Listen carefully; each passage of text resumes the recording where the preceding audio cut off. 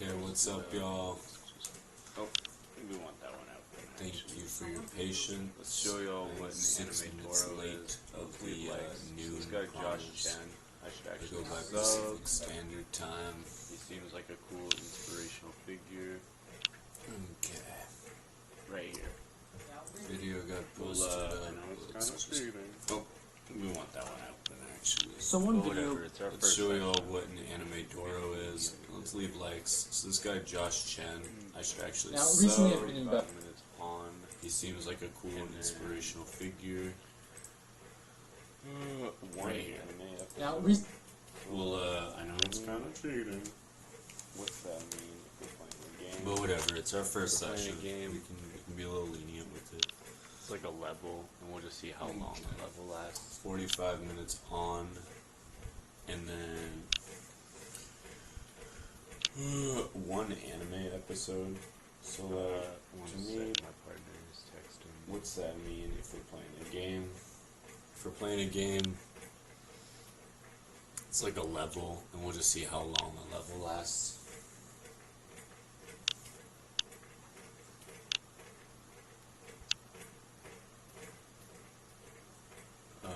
One sec, my partner is texting me.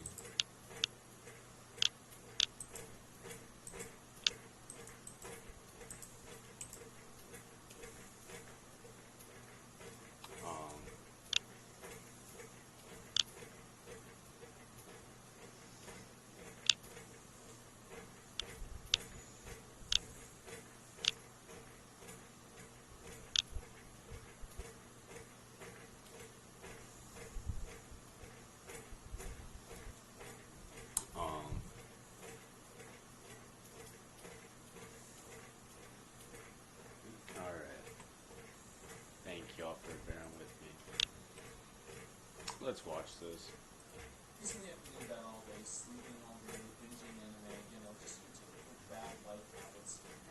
Now, one might think I'm depressing, I can't necessarily guarantee that it's not, but in reality, I just put off all my bad life habits until after the semester. Alright, One thing in this state of thank y'all for bearing with me.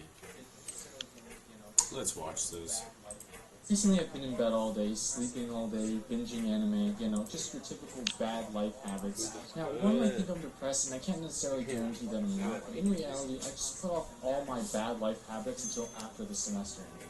But one thing has stayed constant, and that is, it doesn't necessarily guarantee, just your typical bad life habits. Now, one might think I'm depressed, and I can't necessarily guarantee that I'm not, but in reality, I just put off all my bad life habits until after the semester ended. But one thing has stayed constant, and that is binging anime.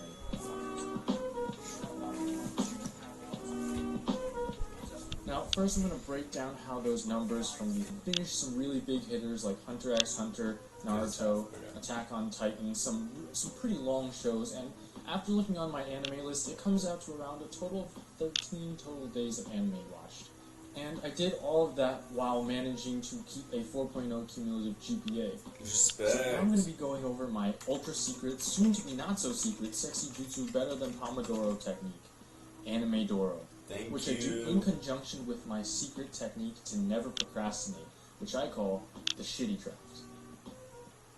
Now, the traditional Pomodoro is a good study technique where you study for around 25 minutes without any distractions, and then take a 5-minute break, and this comes out to one cycle. Now, after 4 cycles, instead of taking a 5-minute break, you take an extended 20 to 30 minute long break.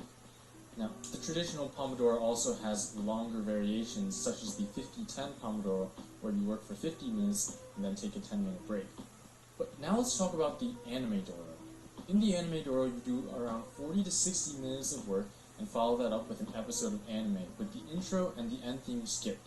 Yeah, I know some people hate that, but for most animes, this cuts down the time to only around 19 minutes an episode. Now, I do this with anime, but anything with around 20-minute long episodes works. Like, you can replace anime with sitcoms like The Office or Friends. Now, it's ideal to start a timer for 60 minutes, but let the natural flow of when your work ends decide when you stop past 40 minutes.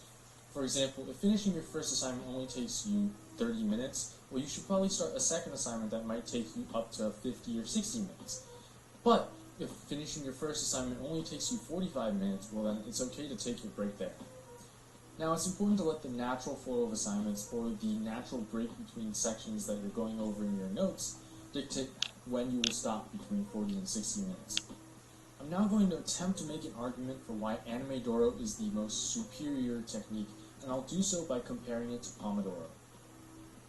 Now let's talk about the two principles that make Pomodoro so powerful, the 25-minute attention span and the 5-minute break.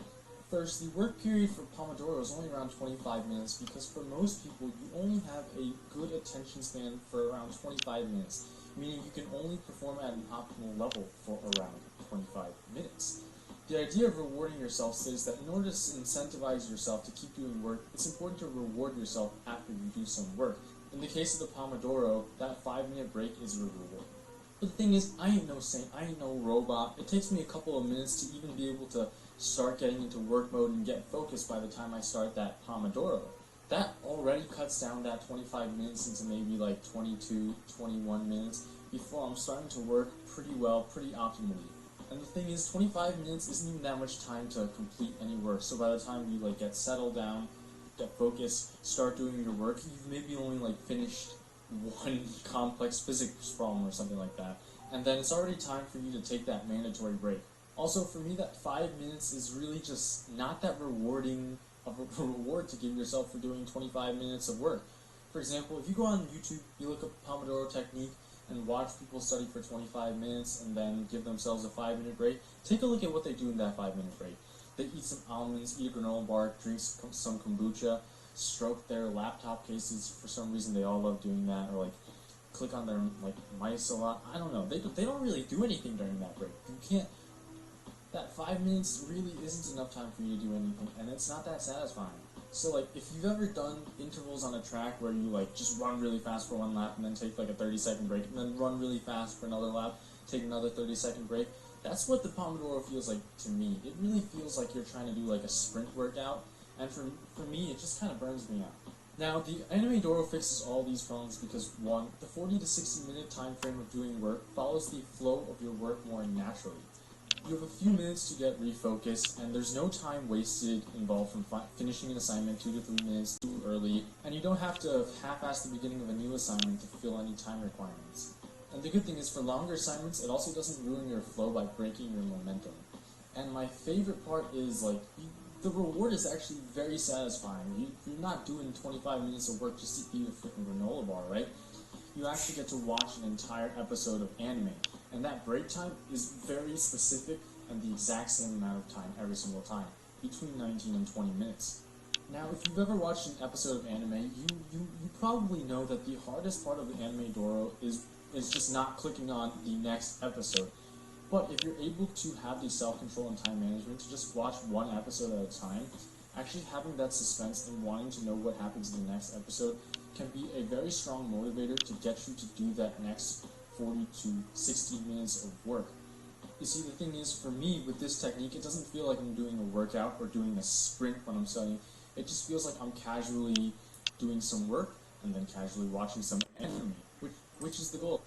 Alright, well, if it's 12:15 right now, then let's do 45 minutes of work. Okay, let's start closing tabs. Close, close, close. We don't need none of this right now, actually. It's the thing. Some music though, some study music, some study.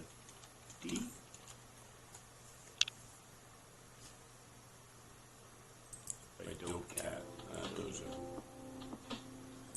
This is what we train for, boys.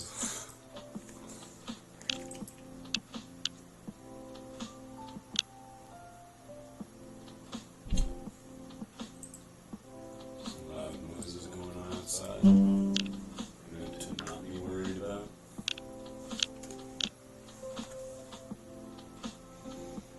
Okay. So,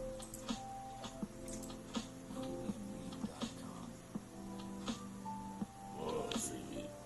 I'm gonna check the noise, just to investigate. I don't see any threats in the area.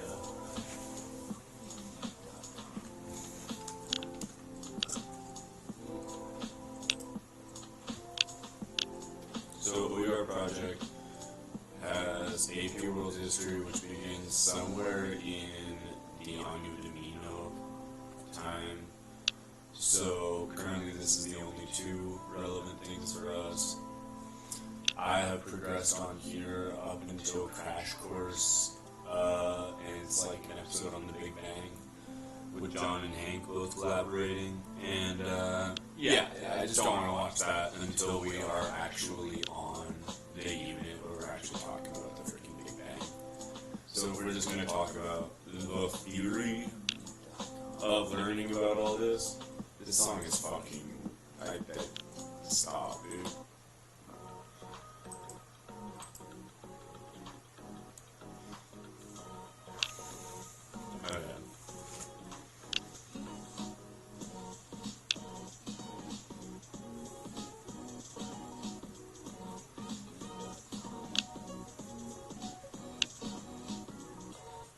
So anyway, we are just looking at things that are sort of the theory of this project right now.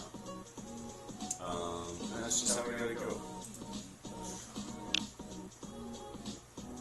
But we'll get through it. I have finished this.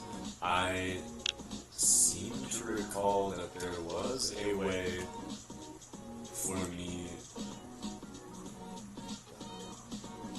to take this quiz instead of just being given the answers, so that's a little frustrating. I just can't participate.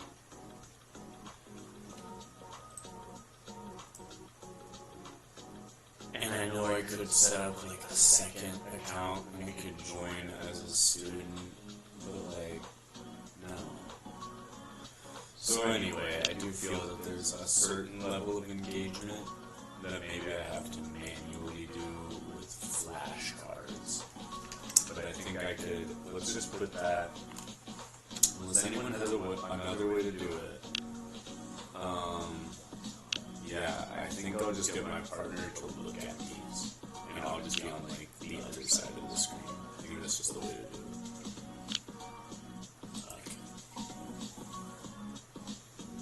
So we are still on Era 1, Our Big History.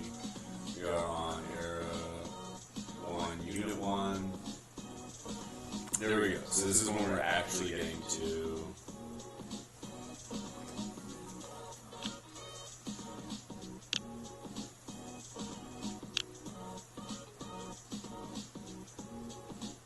Okay, we're just talking about the Big Bang Era at this point. I know it's going to be a little bit frustrating in these early stages. One important element that we're going to be learning is critical analysis. I want to be getting real good at reading. Give me 1 moment to look in.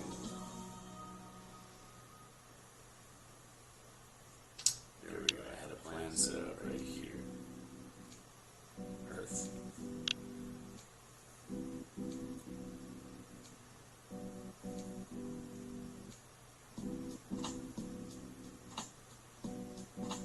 Okay.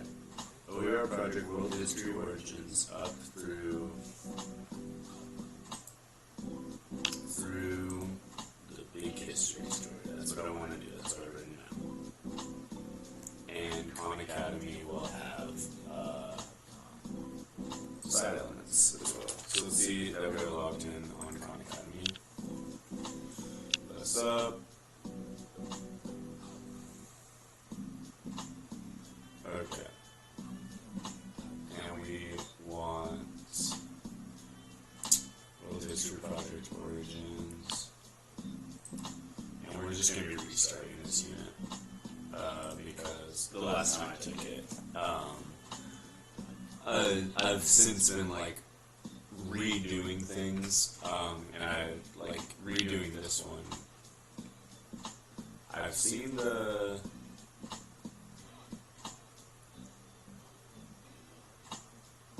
well, anyway, the point is, history stories, I'm already done with, we're starting on this one. And even though it says mastered, we're still going to do it again. Okay. Ugh, I need something better for my back support. I could always just sit in a computer chair. Does seem.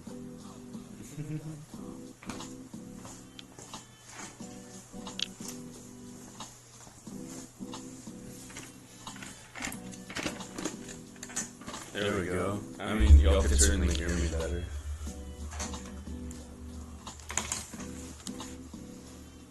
Yeah, maybe this is just the way.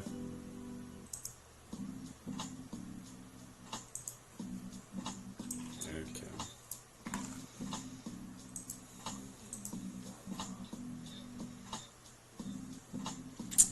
I would say that I believe this is intended for middle schoolers or something, so like any of the vocab, just right out the way, don't think necessary.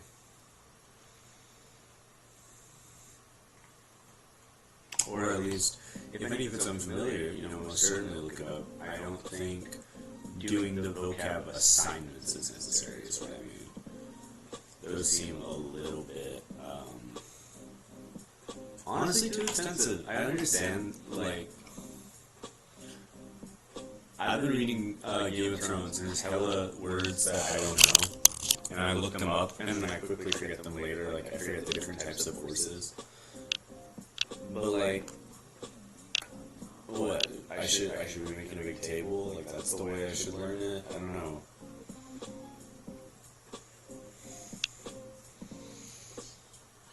I think I'm fine with just giving myself the space to just cite the dictionary every time I forget.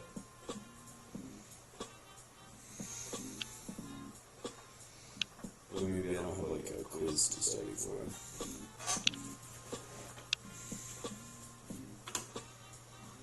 Alright. Everything has a history, not just countries, long distance trade routes, and dinosaurs. Everything. That's why this course starts several billion. Several is honestly understating it. For 14 billion years before the Earth even formed. Wait. When did Earth form? Yeah, no, still. 10 billion, dude.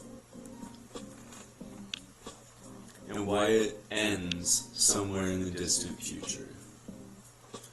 In this lesson, we will test some claims historians make and read historical articles for 3 purposes.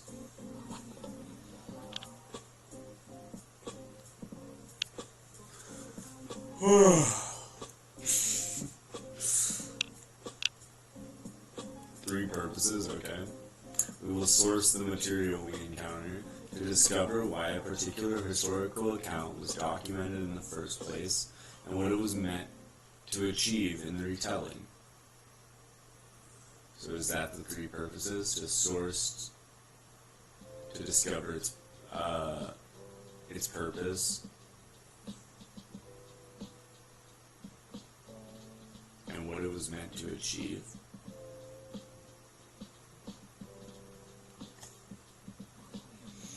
I've been Mortimer Adler-pilled lately, where I've been trying to like piece out like the gold words in the sentence to like understand something if it's not immediately coming to mind.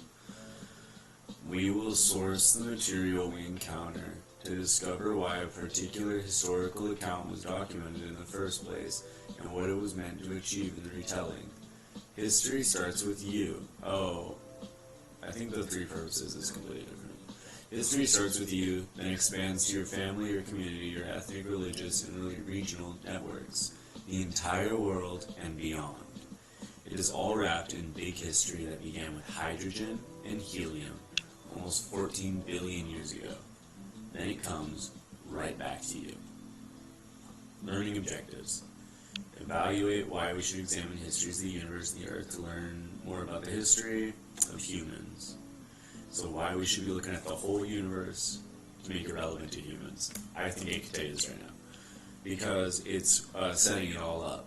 Like, okay, humans existed, and when we didn't have an answer, we would say God snapped it, but we need an answer, so if we keep going before, then we eventually need to answer with the Big Bang. So that's why cosmology is important to understand anthropology fully. Assess how historical skills such as the use of multiple disciplines and the concept of collective learning enrich our understanding of history. Okay. Assess how historical skills such as the use of multiple disciplines, okay, and the concept of collective learning enrich our understanding. Okay. How does collective learning enrich our understanding of history? I suppose history itself is just collective learning, right?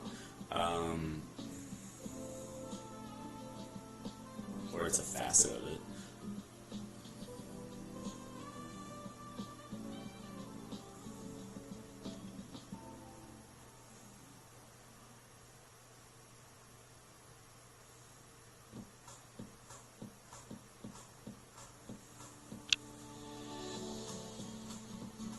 Yeah, but I'd definitely say that, like, as we've, you see, like, the different ways we've mapped the world, or you've seen the different, like, moral values that have come up, I would say that's a way that collective learning has enriched our understanding of history.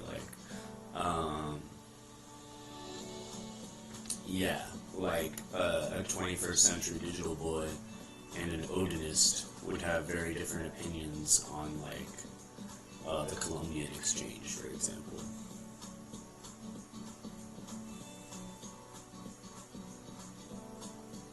And that's because of, like, moral revolutions and collective learning. That's like, it's the fruiting body of collective learning is how I phrase it. It says how historical skills such as the use of multiple disciplines enrich our understanding. Okay, so yeah, this is just what they're getting at with, like, geology, cosmology, astronomy are all, like, very useful. Is just one example, this would be chemistry, I believe, would be the field, is that, like, they're going to get into how gold is, like, this level of rare, maybe this level of, like, hardness or not tarnishable or shiny, maybe, and that's all going to be relevant to why gold is valuable to a human. So they're just explaining in a multidisciplinary way how it's going to come around for human history, or I don't know if anthropology is the word there. Understand how historians use claim testing to evaluate sources and evidence. Okay, so yeah, historians need to be critically analyzing. That shit takes an active reading mind. But aye, right?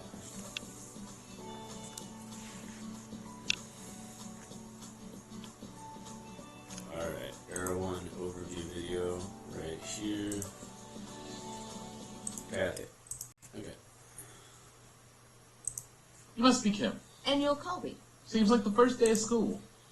Did we have school 14 billion years ago? You bloody didn't. So we really are starting at the beginning. We are. Who's got the fundo? Que eres fundo? Hi. Eres fundo?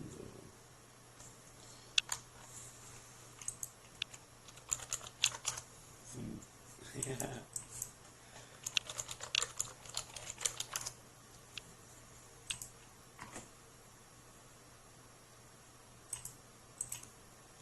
Fundo. Fund? Money music, man? What are you talking about? Hola, soy Kim Lochner. I'm Kim Lochner. In this video, Colby Burnett and I will introduce the first era of world history, Era 1, our big history. We live in a world full of history, because everything has a history, even though we don't often consciously think about it in those terms. But we listen to older people, like our grandparents, reminisce about when they were young. We see monuments to the past on our way to visit museums that represent the past. We watch documentaries that claim to tell true stories about the past and fictional movies that distort it for our entertainment. We read books about the past. But what connects all of these things together? Each tells a narrative, a story about the past that has a message or a way to think about how the present came to be. Politicians also want us to know about the past, usually the history of their particular country. Often, their interpretations conflict with each other so much that we are left wondering whether they are talking about the same country. They can't all be true, and the histories told by our grandparents, documentaries, and textbooks also need to be evaluated with evidence. Most of the history we encounter has to do with the events and experiences of our species, Homo sapiens. But in this course, we begin even further back, with the creation of the universe. Why start a course in human history billions of years ago, before humans existed? Well, it turns out that humans aren't the only actors in the story of our past. We live in a world that shapes who we are and what we can do. Without solar radiation from the sun, I should add on, I definitely want to include ancient aliens. Yeah. life would not have had the energy to emerge on this planet. The geography of the planet, its weather, and its resources have both restricted and assisted humans. In fact, these things still influence humanity in the present and will continue to in the future. Humans emerged alongside many other species, plants and animals, and they too played a role in our history, just as we have played a role in their history. As we evolved, humans learned to use other living organisms for food, or labor, or friendship. We learned to tame wild plants and animals like wheat, cows, and dogs. This makes them part of our history. But just as we learned to use other species, they learned to use us too, although this was unconscious learning. Grains, like corn and rice, used humans to successfully spread around the world. Pigeons and rats learned to use our cities for food and shelter. Bacteria and viruses learned to use us for food and reproduction. All humans, including you and me, have lived and evolved in our galaxy, our planet, and our environment, which we have shared with countless other species. And all humans have tried to understand and explain that environment. Colby will share 2 examples of how humans create stories to help us figure out how we fit into the world around us. Our first example comes from historian David Christian. It shows us that some explanations, or stories, that humans create cover large expanses of time and space. Christian used the largest frame to construct a story of human history. A frame is like a lens through which we view something. It is a perspective, and Christian's perspective begins with the Big Bang over 13 billion years ago, and ends by considering the history of the future. He calls this history of the universe, the Earth, and all its living organisms Big History, and supports his story with evidence drawn from the sciences and history. Based on this evidence, Christian has developed a set of what he calls thresholds. These are simply moments when things changed. Some of these cover vast periods of time. For example, as best we know, the universe was created through the Big Bang about 13.8 billion years ago. About 200 million years later, the first stars and galaxies formed. After the first stars began to die, new chemical elements formed. Many of the materials humans use today were formed in this process. About 4.5 billion years ago, our own solar system, with its sun and the planet Earth, began to form. Without these events, humans would not have a place to live or a sun to give us life. Then, less than 1 billion years later, around 3.7 billion years ago, life began to emerge on Earth. Physically modern humans, by contrast, emerged at a later threshold, only about 250,000 years ago. Other scholars use a slightly smaller frame to ask questions about how we evolved, the experiences of our most distant ancestors. They look at evidence from many places, develop and revise theories, uncover more evidence, and rethink those theories. For our second example of how humans create stories about fitting into our world, we go to the Afar Depression in East Africa. Archaeologists have long believed that this part of Africa was an important homeland for ancestral humans. Womb of the world. Then, in 1992, a team of Ethiopian and American archaeologists found just half a skeleton here, belonging to a woman who lived 3.2 million years ago. She was not a modern human, but she was probably one of our ancestors. Womb of the She world. weighed around 110 pounds and had a smaller brain but more flexible limbs than we do. They named her Artie, short for Ardipithecus ramidus. Artie and her species Love you, Mama. did not have some of the attributes that make us humans. They didn't have a language, or, it seems, any physical culture. There were no societies with houses or tools. They didn't farm or herd animals. They foraged for food, mostly ripe fruit and insects. It's They okay. couldn't communicate with each other in such a way to form communities larger than an extended family. They weren't in contact with people further away than the next family group, and didn't trade or preserve knowledge beyond their instincts. But Artie's community did share some attributes with ours. Unlike even earlier ancestors of humans, Ardipithecus lacked large, sharp, canine teeth. Among many apes, these teeth are used in fights between males over breeding rights with females.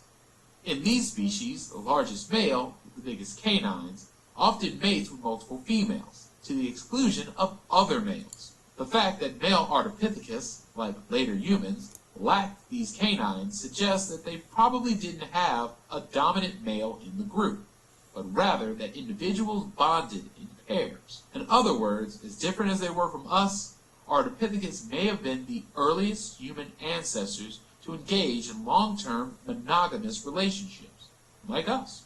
The study of Adi and the big history narrative are just two examples of how historians look at and explain our history, and the ways we look at the past are always changing. Remember, Adi's skeleton was only discovered in 1992. We immediately began to insert the evidence from her remains into That's our human insane, story. dude.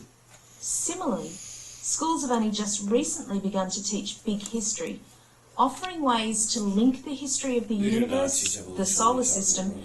and other living organisms to human history.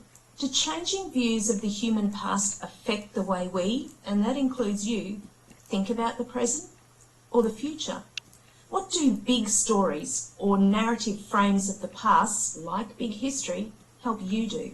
And what about more detailed and specific stories of our past, the history of the universe, the solar system, and other living organisms to human history? Do changing views of the human past affect the way we, and that includes you,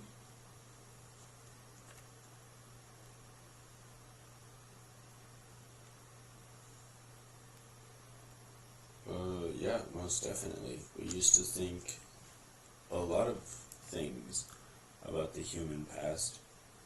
And, okay, just for example, theory of evolution has vastly changed now how we picture, I don't know,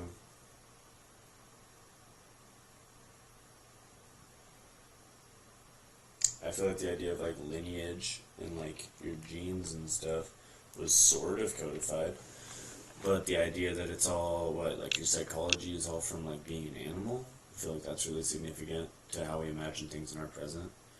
And for our future, yeah, for one example, I feel like people are very sensory these days. I would say I am as well, and companies exploit that. So that's a thing you'd see in our future is people's animal assholes being tickled. think about the present or the future? What do big stories or narrative frames of the past, like big history, help you do? And what about more detailed and specific stories of our past, like Adi's? What effect can they have on us? That is something we'll be asking you regularly throughout this course. Does it make a difference what views of the past people hold? What difference does it make if we learn one history over another, or learn many histories, even if they disagree with each other? There's a lot about the past that has yet to be discovered, and a lot that we may never know. Who knows how many times the narrative of our human past will be rewritten? Does it make a difference what views of the past people hold? Narrative frames of the past, like big history, help you do. And what about more detail of the human past affect the way we, and that includes you, think about the present or the future? What do big stories or narrative frames of the past, like big history, help you do? See it all in And what context. about more detailed and specific stories of our past, like Adi's? What if On like the animal itself, it can certainly like stimulate the imagination to imagine like up close what one society would be. But I also think that the story of like the archaeologists discovering it, that's a very interesting story of like there are parts of this world that would just blow your mind in what it would reveal if only we had eyes to see it. That's cool. Effect can they have on us? Make us more interested in learning more, in being more empathetic. In the case of like learning about gold and resource distribution, I imagine that would actually give you a lot of feelings about like economics and materials and shit. That is something we'll be asking you regularly throughout this course. Thank you. Does it make a difference what views of the past people hold? What difference does it make if we learn one history over another? Because freaking colonized people freaking get hurt, and they get a warped idea of what's valuable. Or learn many histories, even if they disagree with each other. There's a lot. It makes the lore fun. What about the past that has yet to be discovered? And a lot that we may never know. Who knows how many times the narrative of our human past will be rewritten? That's why we gotta just try. Will you help me write them? Just try, bro. I'd love to. I mean the students. They'd love to. I would Good love. save. But I mean, it does sound like a lot of work. Don't they have other classes? It's okay. We'll start slow. I don't have that much right now. I've been putting off finally signing up for college. I'm getting help with paying for it, so I should just do it. It's essentially a free degree, sans military.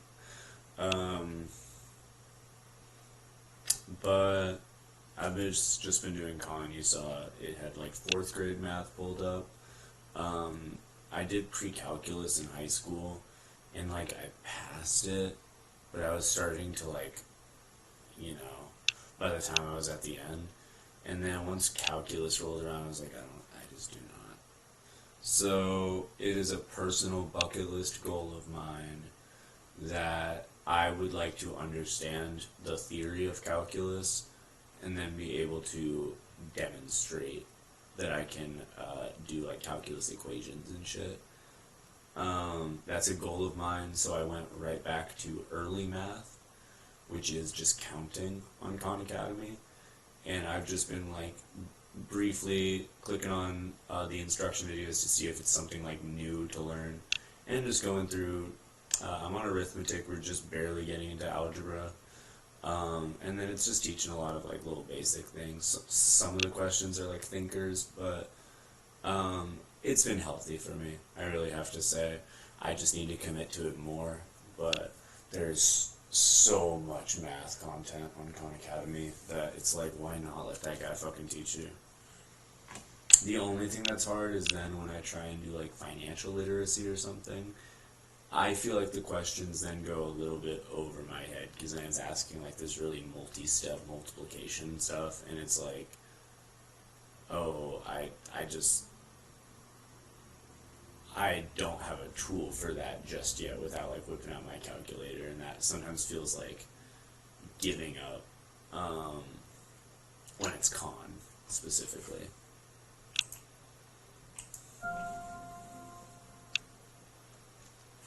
But it shouldn't.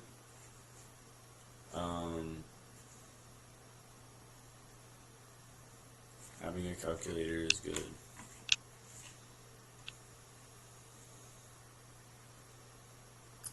Okay. Though I would argue that, like, it's really scary to imagine what if a calculator is just spitting wrong info, but only at the higher levels where you wouldn't know, like only the higher numerics.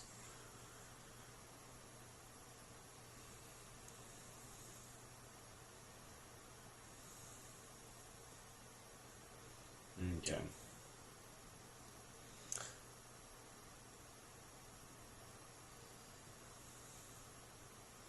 Did share at least one attribute? They were bipeds, right?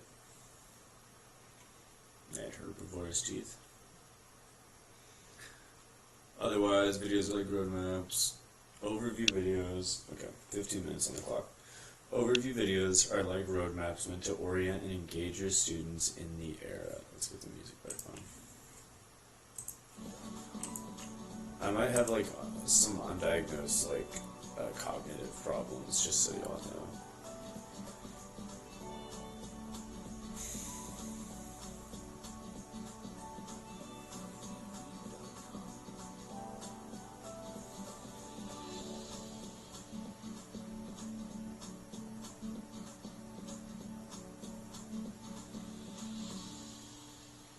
maps meant to get you oriented. Okay. Describe the principal changes that happen across the unit. Definitely. Present the evidence in the form of a case study. So we're presenting some evidence. Okay. And definitely they want questions. So there's going to be like a theme. There's a, I know what propaganda has a negative connotation, but there's a call to action that's like implied in each of these. Like you saw with the last one, it's like you can colonize a narrative. So their call to action is learn a bunch so that you decolonize.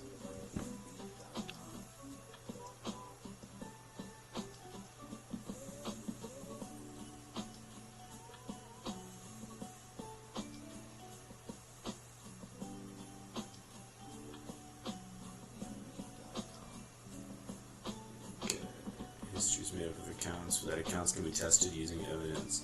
This process, testing accounts using evidence, constructing your own accounts, is the process which this course is built.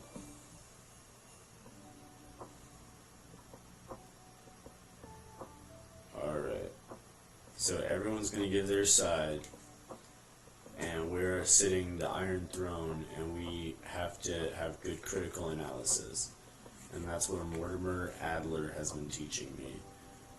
So, I don't know if we're yet at the 3 close reads approach, but we are. Oh yeah, we are. Okay.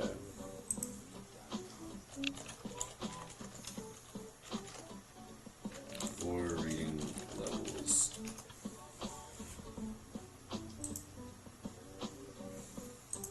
Let's see if we can find a really cute cartoon of this. That one's good. That one's good.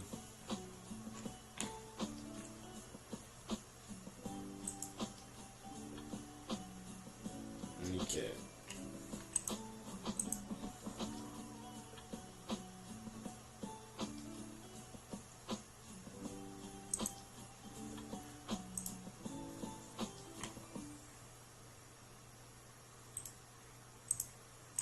So we're basically using this system. We love this clip art, honestly.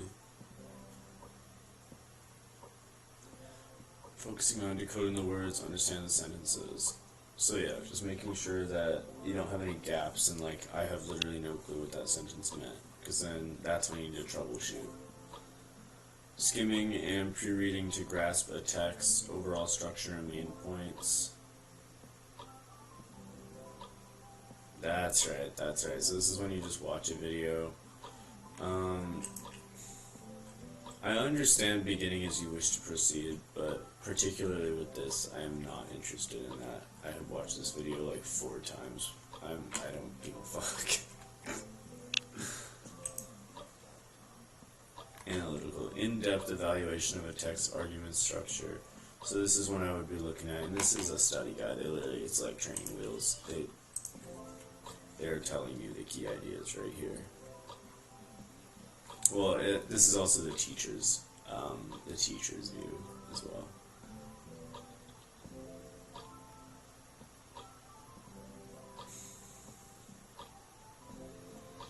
Okay, so what kind of narratives about the past might you encounter?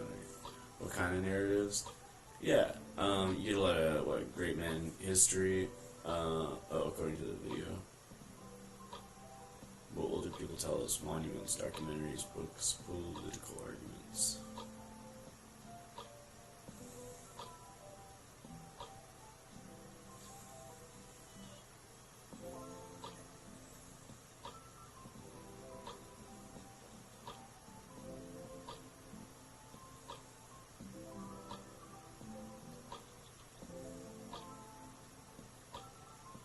Huh, did they say those a lot? Huh.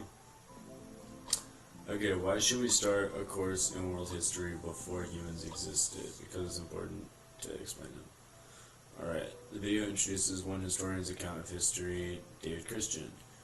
What does Christian argue about? Let's look at David Christian. That's the Nigerian guy? Yeah, there he is. What does Christian argue were the big transitions or changes in this account? Yeah, so he talks about Goldilocks conditions, and then like we got lucky with dice rolls, so then a big thing changed and it made things more complex. And I'm saying that 2077 is going to be the next one in this timeline. Alright, the video also introduces, what does he, bro, the big transitions are the one on the slideshow. The video also introduces the story of Artie the Kisser, I think, who was one of the ancestors but not yet a modern human. Yeah. No canine teeth, no clothes. What are you wanting to say? Oh, monogamy. Yeah, I missed that one on there. That is very interesting. Why do we know that, actually? Please remind me.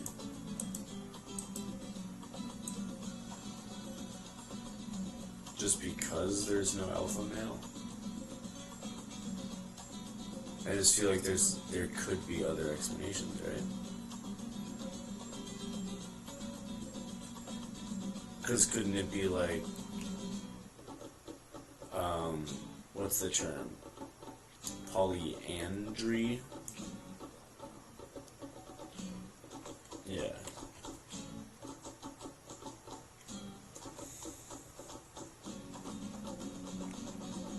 One of the goals of this course is that the information you learn becomes usable for you. Can you think of any ways you might use the information you learned in this video at some point? Okay. Definitely. I would be able to tell you with much more certainty about the time frames that everything exists. And so when someone says something is so ancient it was 100,000 years ago, I would not be overwhelmed thinking that that is the beginning of time, but merely that that is the beginning of, I believe it's like possibly anatomical humans, or like close. Let's find out right now. 100,000 BCE anatomical human. Early modern humans are real, and you better respect that.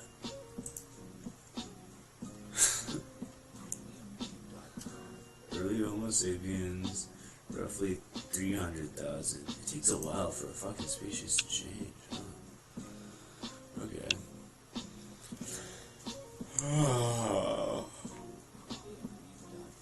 Okay, we got 6 minutes on the clock. What's next? Watch the overview before you watch the overview. But this is just the same thing. Okay. You learn it. Okay. So it is just the same thing. But I still feel it's useful to have this pulled up, especially for the quizzes. Can I retake the last quiz?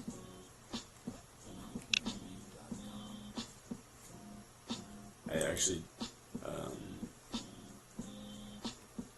World History Project, Unit 1.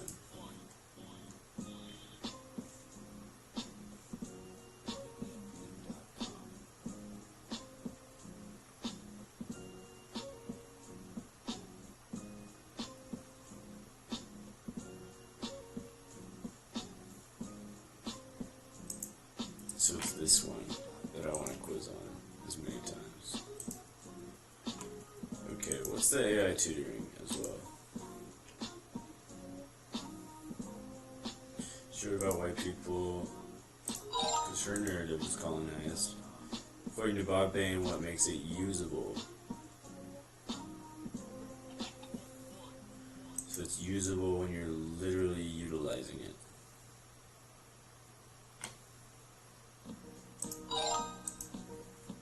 What was the big driving question study by Bob Bain's students in Detroit? Why did they?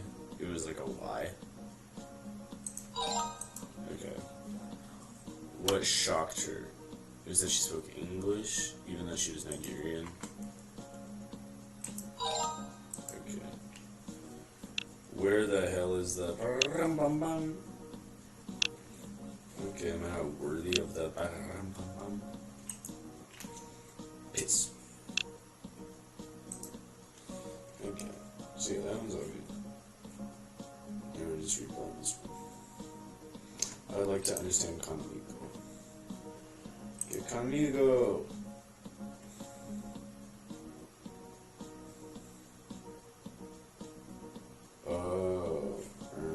Awkward. For learners, but for tests, parents, on demand. I literally like this though. I mean it.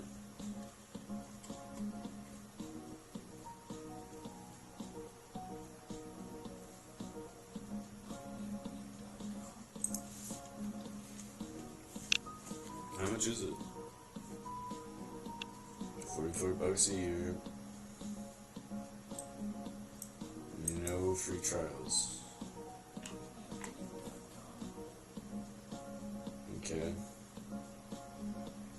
4 times 12 is 48. Okay.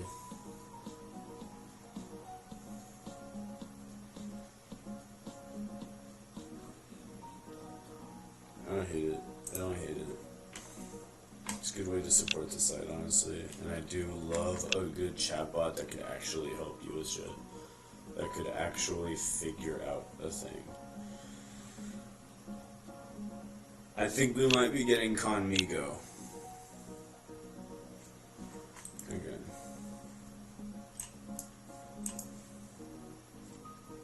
Claim testing.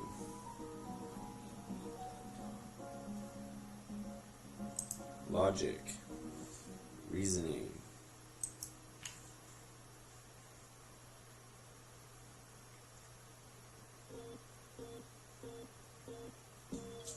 Claims testing is an important analytical process. You gotta assess the quality and veracity. What's veracity? Truth?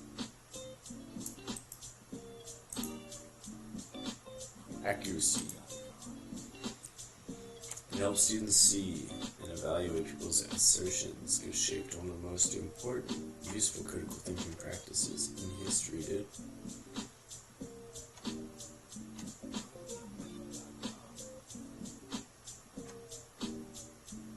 History is all about making assertions. It's important that students learn this skill. Testing is an important analytical process to see if something is true.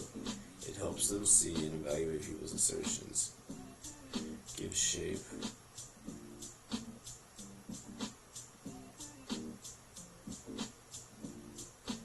I'm not too sure what they're trying to say here.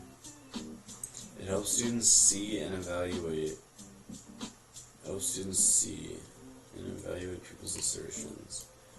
And gives shape to the most important and useful critical thinking practices in history. To one of the most important and useful critical thinking practices. So I guess that's just analyzing history? I don't get it. Since history is all about making assertions, it's important that students learn the skill of testing claims early, use it frequently as part of evaluating historical accounts, and making historical interpretations.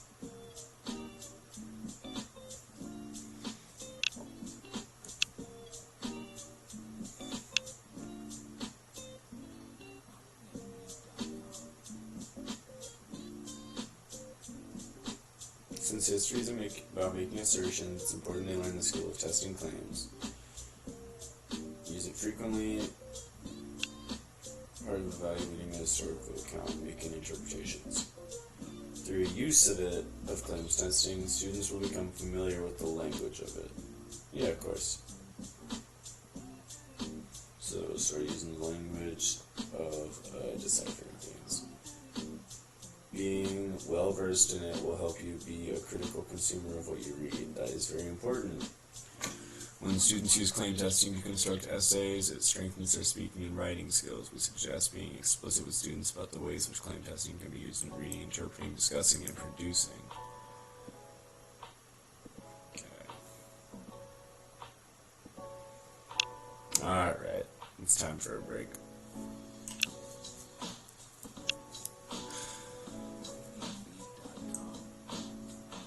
Let's bookmark this page though.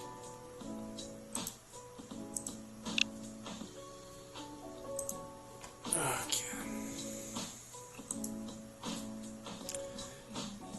And now let's turn the tag over to Lord of the Rings Conquest.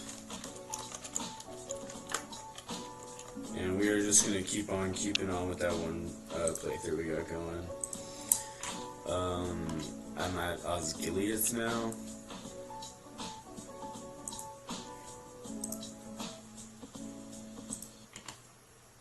Yeah, I'm at Osgiliath. We're just gonna finish it up.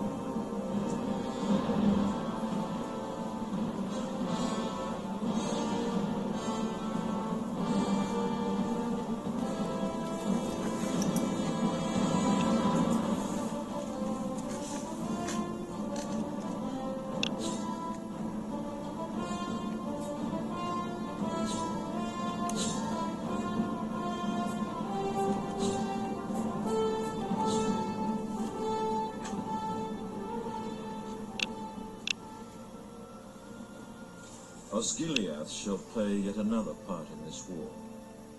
Faramir brought the ring-bearer here, but wisely allowed him to continue his quest. Now a garrison of Gondor's defenders keep watch, ever wary. Yes, the warriors that Gondor! hold this outpost secretly hope for Faramir and his Athelian rangers to return at dawn. But the ranks of the orcs continue to swell, and hope alone is but a flimsy shield. One sec. I know this is the better way for y'all to view it. Give me one sec. Window capture. There we go. It captures it really well, I hear.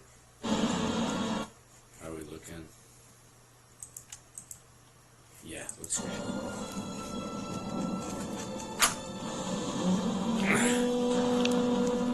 It says months later, bro? Okay. Interesting they use like March, July, August. Are we medieval? I don't understand, honestly. But we are Gondor. We are Gondor. Alright, Gondor Ranger. Hey, Master, the Eastern Shore! Stay ready, men! I'm a fucking Ranger of Gondor. Gotta do the Ranger of Gondor workout. Here they come! Hold them here, men! Ranger of Gondor workout. If we have time after this battle, I'll show you the Ranger of Gondor workout. Let me turn down this audio though, it's awful. Okay. Keep on fighting! Keep fighting, bro. Oh.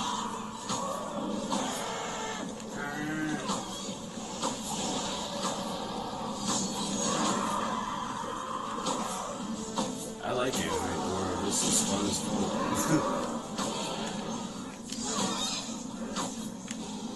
I doubt I want to study after this, though, it must be said.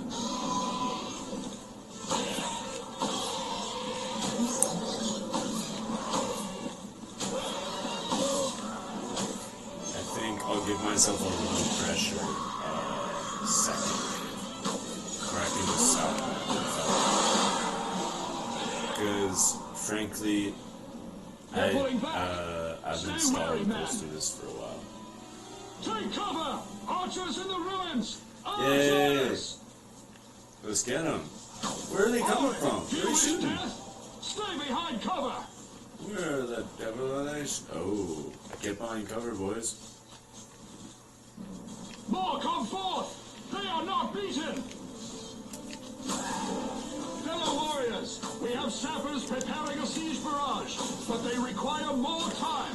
We must Worry not, hold the brothers. basilica. We shall defend this point no matter what comes. Hold your ground, men! Hold fast! Is this guy from American Dad? Our sappers are almost ready.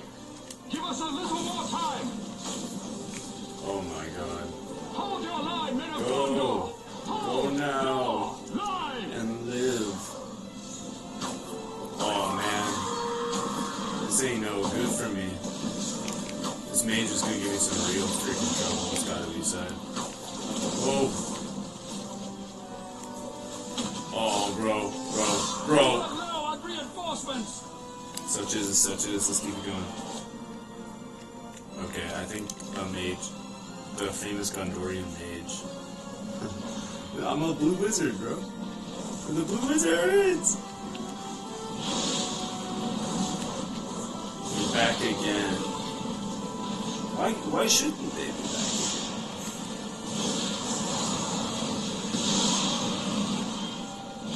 I ask truly, Hurry away, quickly. is Eru so cruel that he would not The bring siege him machines back are with firing. him Clear the for area. one final fight?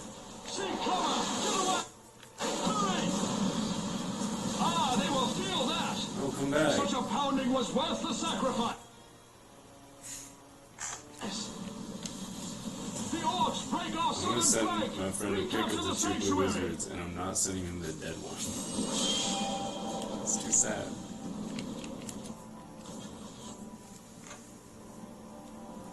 My friend is on Twitch as well. Big Bird Arrow. Check out.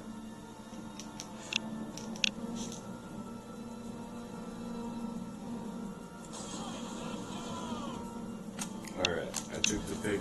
I'll send it later so we can just have focus. Hurry, On a quickly, to the horse or anything? sanctuary. Bro, so cool.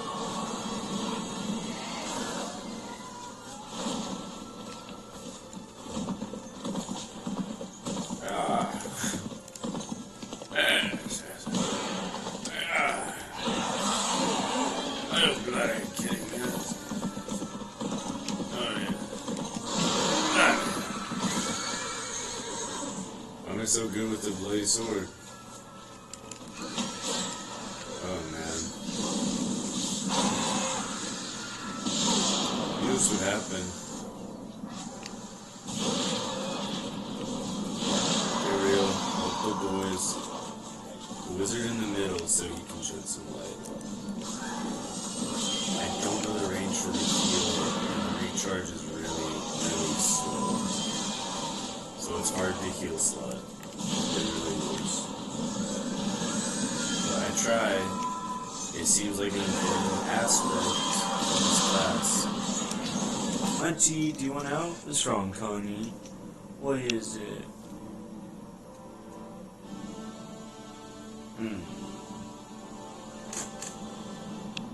It might be good for him if he gets some outside time too. Yeah. You want out? I'll open the door. We'll see. Ooh. Check on that Ethernet cable. Because I can't let those bots beat me up for Wi-Fi.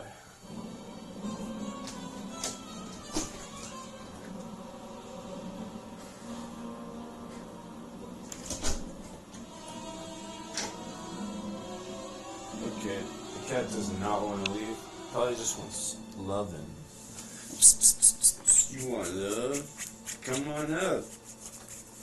It's all yours, baby. Oh, why you whining it? You want to play on my phone?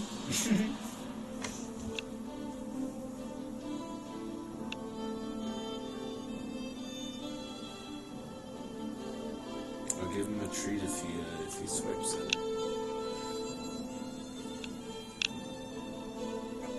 Cat Toy 2 is the app I'm about to play. Cat Toy 2 stream now. Alright, I'll have him chase this, bat. This is what he's chasing. Better get the bat, Munchie. Look at all these, freaking bats, is the thing. You hear all those bats, Munchie? Man, connection to the freaking Bluetooth, and I don't want that. And I asked it not to do that.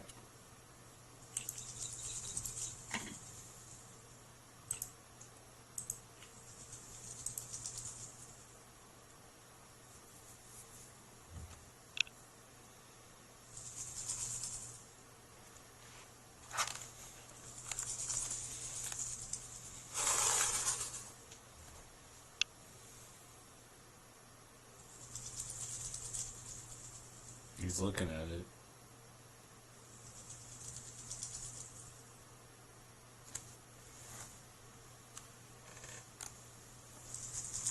He's sniffing it.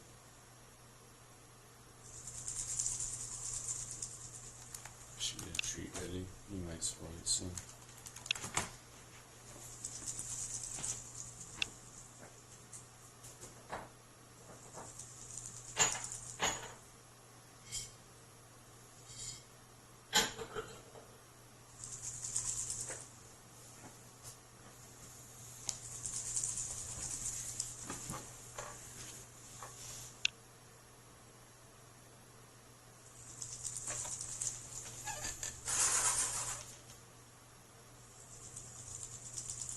That was me.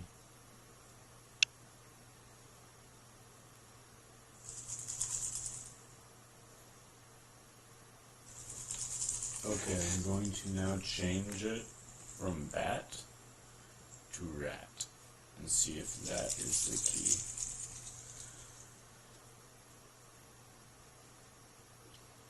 This is an ad. Okay, an ad I can't get out of for Ryan Reynolds Mint Mobile. So I guess I'm buying that. Okay, closing the whole app because the app decided that the ad read for Ryan Reynolds Mint Mobile, buy it now, was more important. So now I'm going to do the rat one.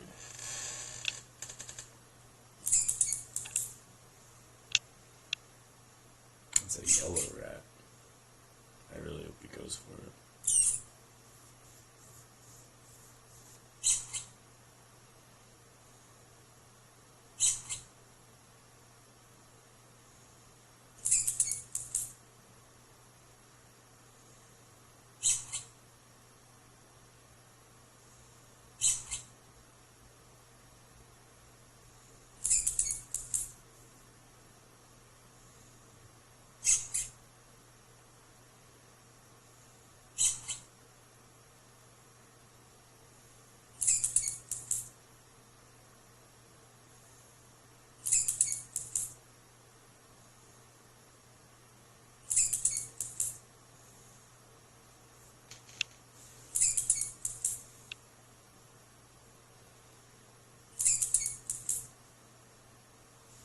He is uninterested.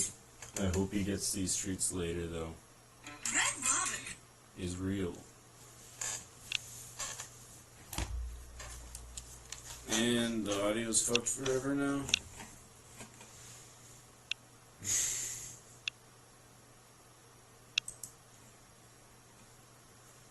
Okay. And she did not play the game. The audio got fucked. Which means I should just turn on a different game at this point. That's okay, let's play Spider-Man, maybe. Yes.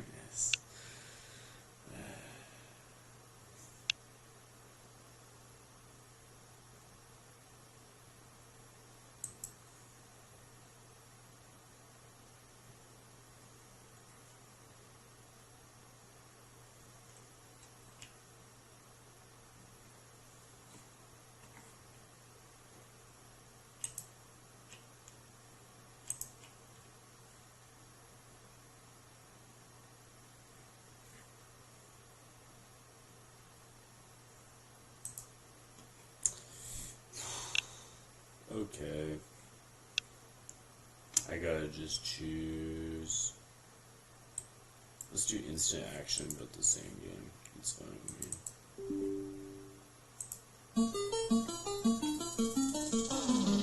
Let's see if we can just find some of the fun work side.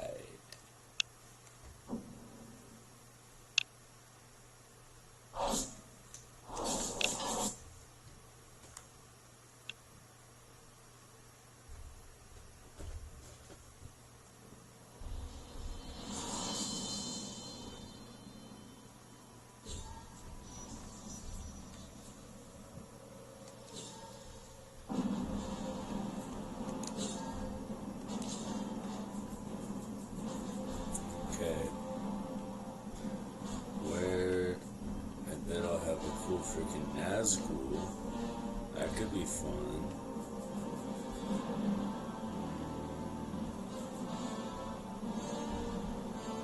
Outdo myself. Surely. Capture the effing marine. That's cool.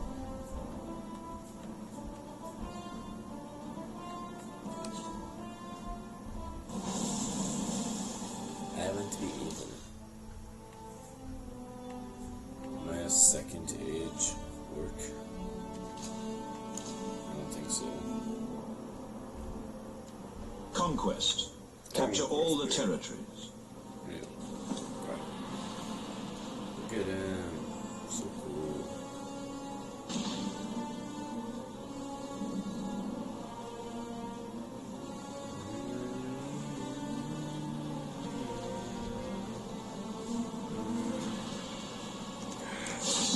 Joy, man, swan.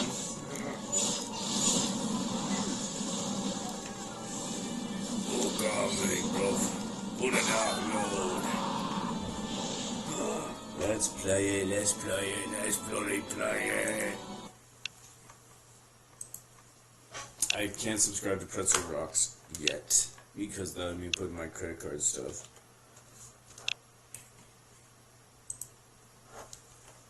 But I am budge.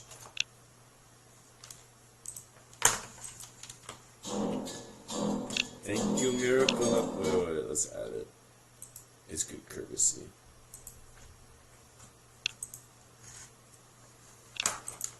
Text. Miracle was sound.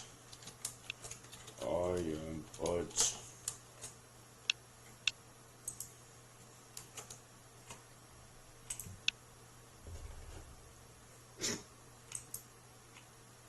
Am I stupid?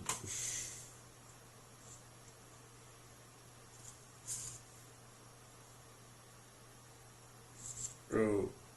Okay. Delete. Text. Create. Miracle of sound. I am Pudge. Pudge.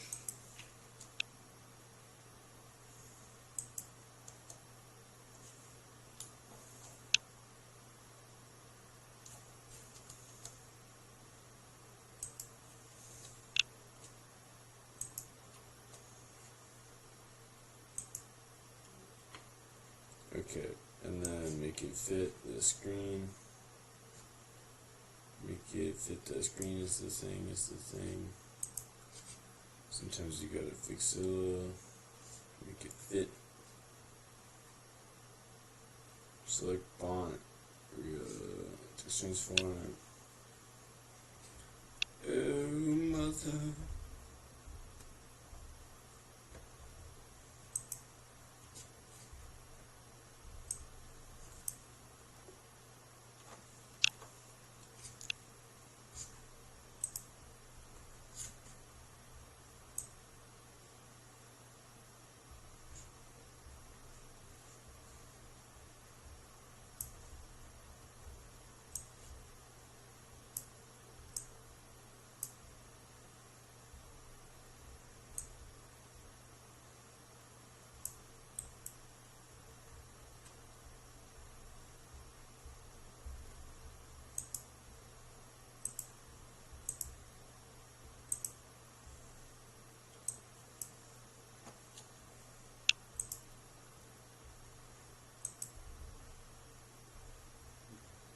just trying to make this thing fit on the screen, man. How's that look? Preview. Miracle.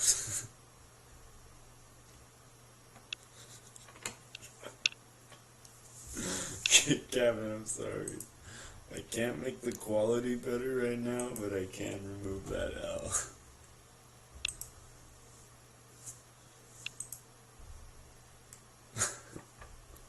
It is legible, though.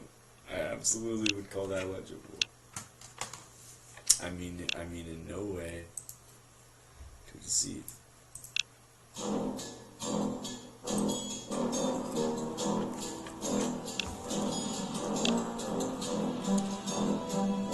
Maybe it'll be even more epic with this.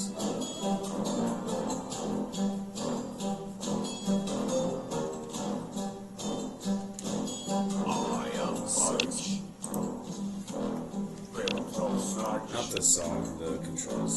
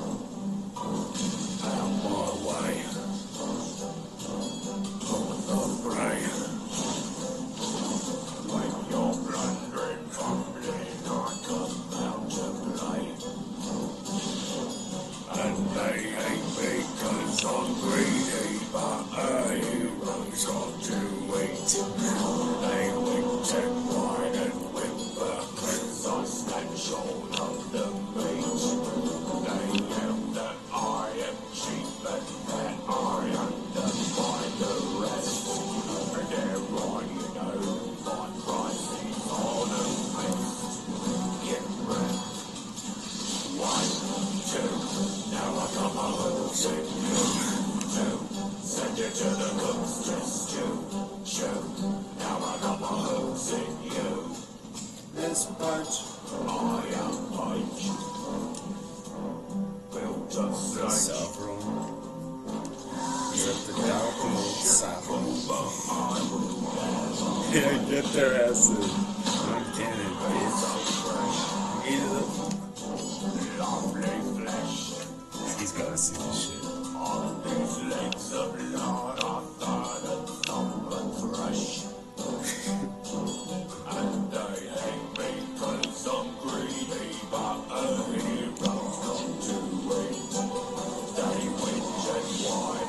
It's so funny. She's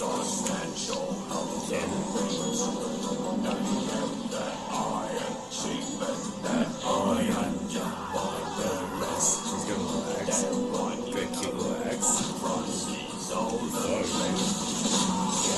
What's Saffron?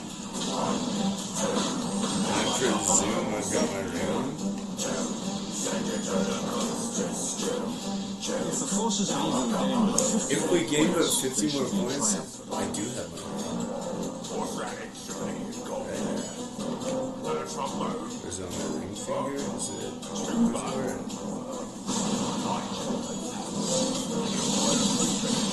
Dude, get the fuck out of here. What do you think I have my ring? Or am I just seeing a ring? The forces of evil have prevailed upon this day. You would prevail on this day. I hate the instant action. I can't lie. The story mode's cool.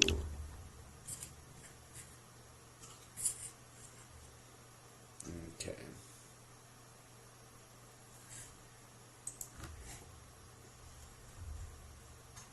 Thank you, Gavin Dunn. Alright.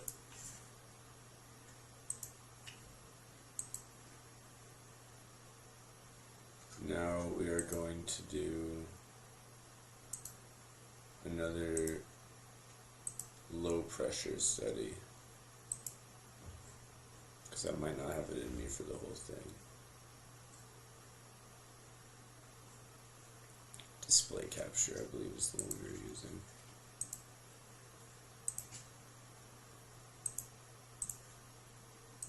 There we go.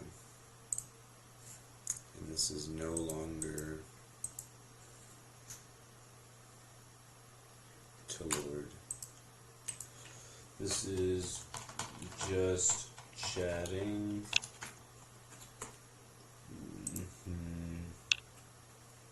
Okay.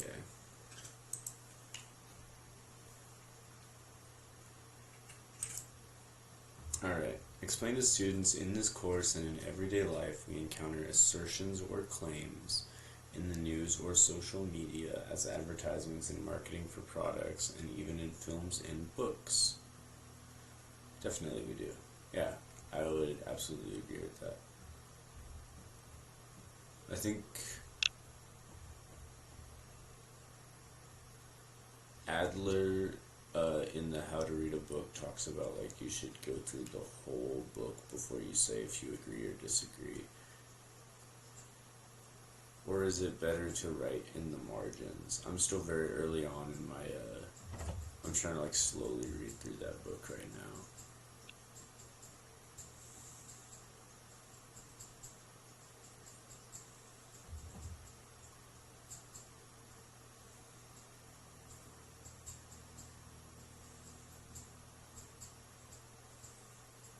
But I find it helpful to like argue with the author sentence by sentence.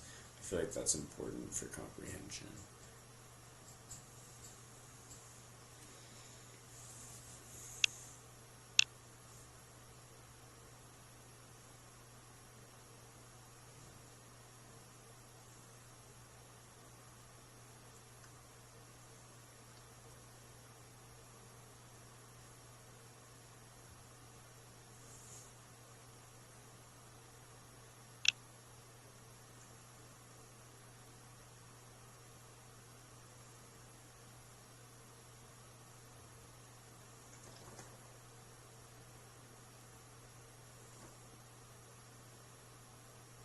I'm sorry, I spaced out.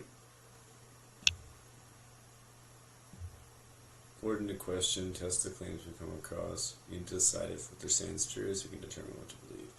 In this course, we use what we call claim testers to help us check the soundness and strength of beliefs, our own and those of others. The 4 claim testers are intuition. Makes sense? What's your gut feeling? Authority. Is the source credible? Logic. Is the reasoning systematic? And evidence.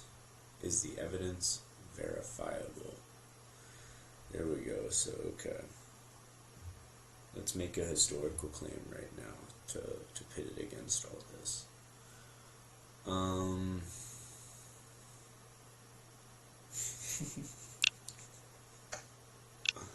Nathaniel Erkenberg.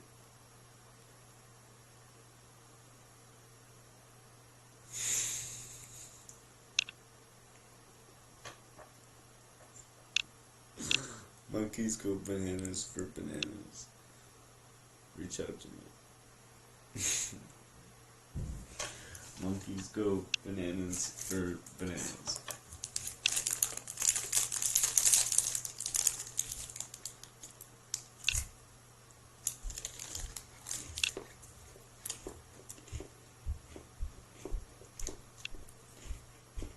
In the year 300,001 BC, monkeys go bananas for bananas. Intuitively, does this make sense? What's your gut feeling?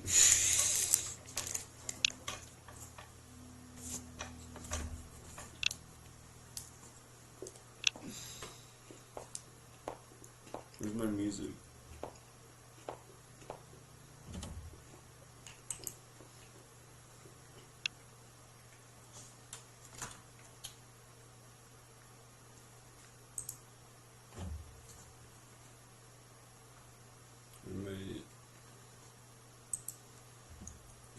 I'm gonna search Game of Thrones. My royalty-free Game of Thrones music.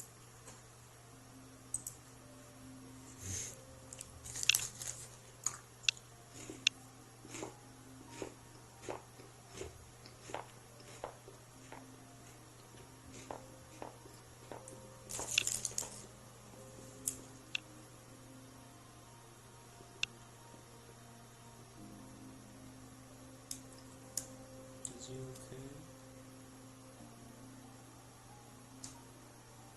Do I need to go outside with him? Would that make him so happy?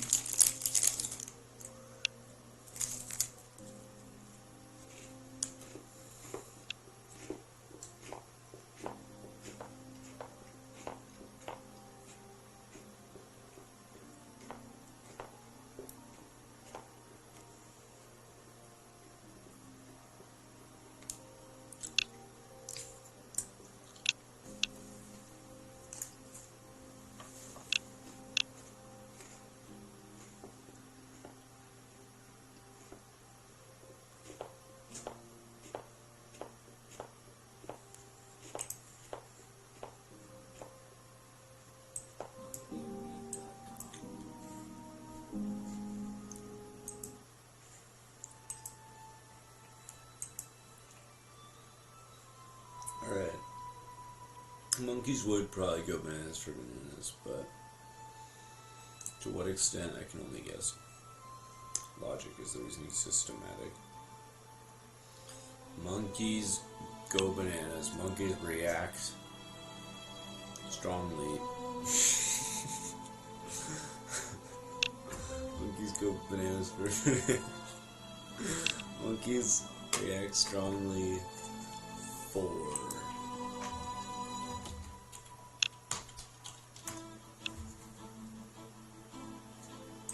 monkeys react strongly toward bananas.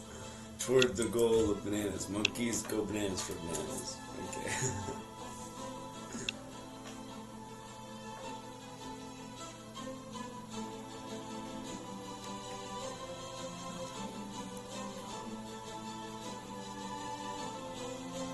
Because they're so like stimulated by bananas. Like monkeys go bananas for bananas. Okay. Monkeys react strongly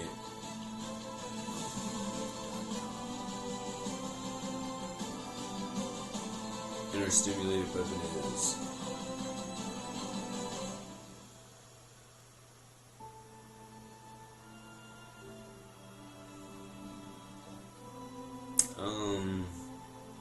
Is it logical?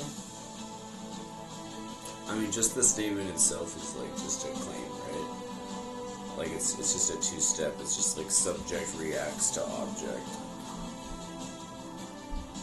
But I would say, is it logical on like animals react to food? Sure. I've seen animals react to food before. Authority, is the source credible? There's a child will set it. Evidence, is the evidence verifiable? Let's check it right now if we've ever seen a monkey go banana.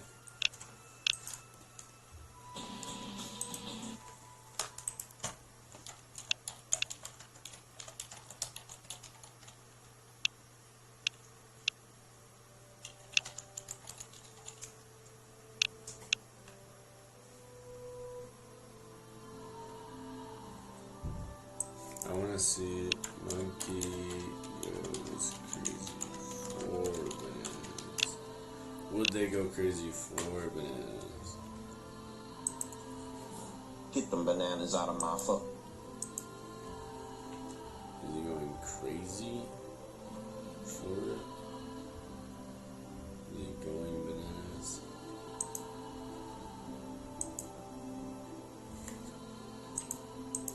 I do imagine that the original intention might have been that they go more bananas. Maybe like this. Whoa! He's flinging them. He's flinging them far. For an underhand? Are they playing? He might be pissed though, it's true. He wouldn't care if he hits you.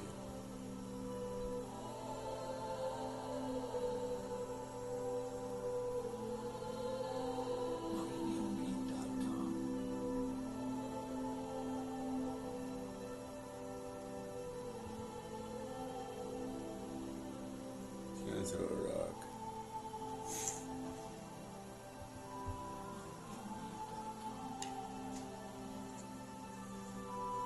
And then he goes bananas.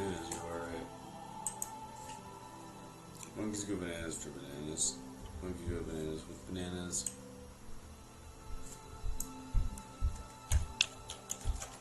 One last time. Goes crazy for bananas.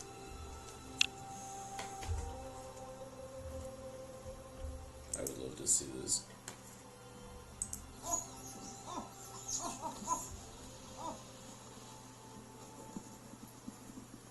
Those monkeys are going bananas for bananas. There is no denying this.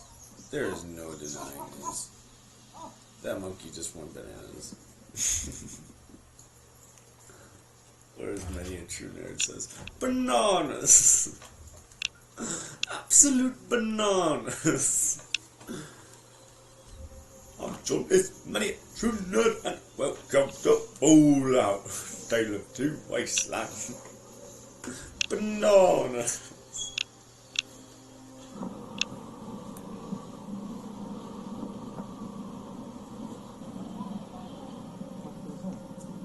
The monkey. I want to see the good bananas. It's the anticipation is the fun part. This is them going bananas. They're whooping.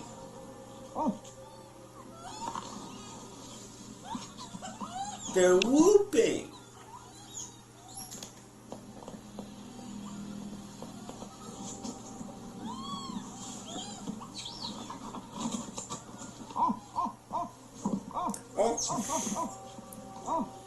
Is it a word? Or is he just like grunting at them? Like, is grunt even? He's whooping.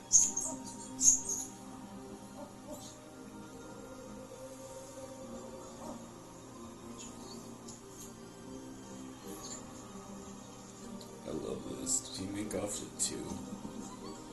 You will be a wealthy man indeed.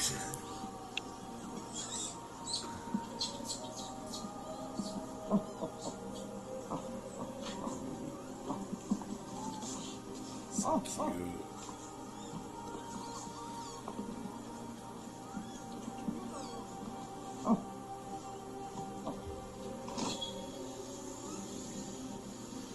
They could be like your little minions.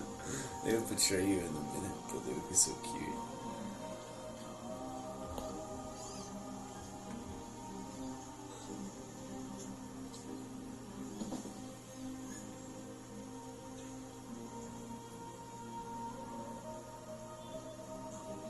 I love the way they run away when they get it. So cute. Alright. The evidence is incontrovertible. Monkeys go bananas for bananas.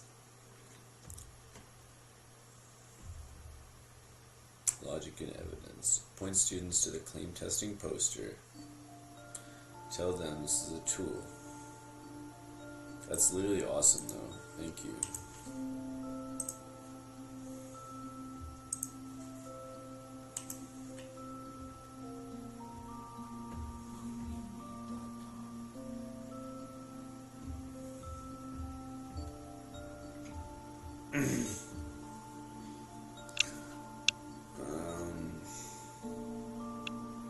And then that's when we're getting into Mortimer Adler.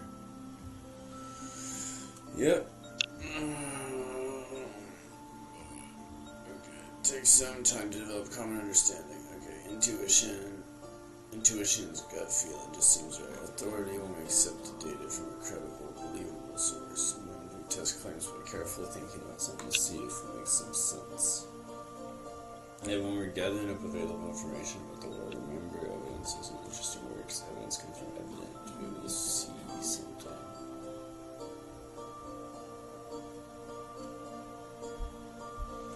Tell students you're going to provide them with a bunch of supporting statements for the claim. There's one true history.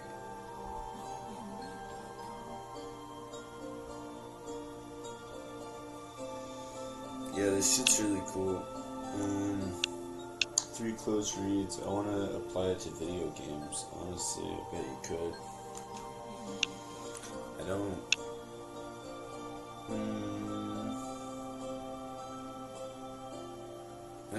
play games twice. It's a fucking market scheme, dude.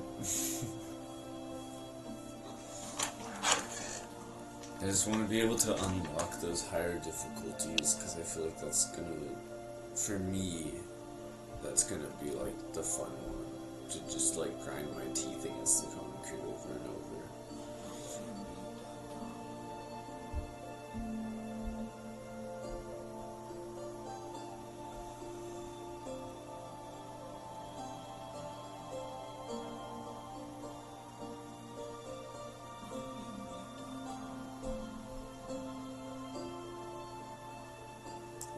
True history, rather than a bunch of supporting statements.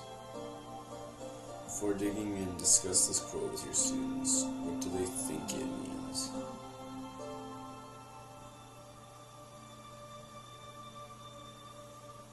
They agree or disagree with what them to believe or not believe. Okay, so, I mean, there's one objective event, I suppose, in the abstract, but it's going to be perceived so differently by so many people, and some of them are going to write, because that's what makes it history. So,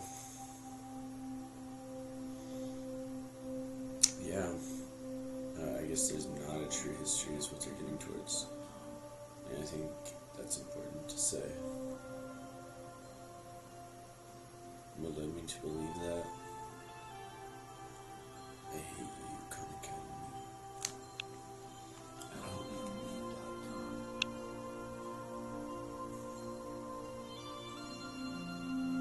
What led me to believe that?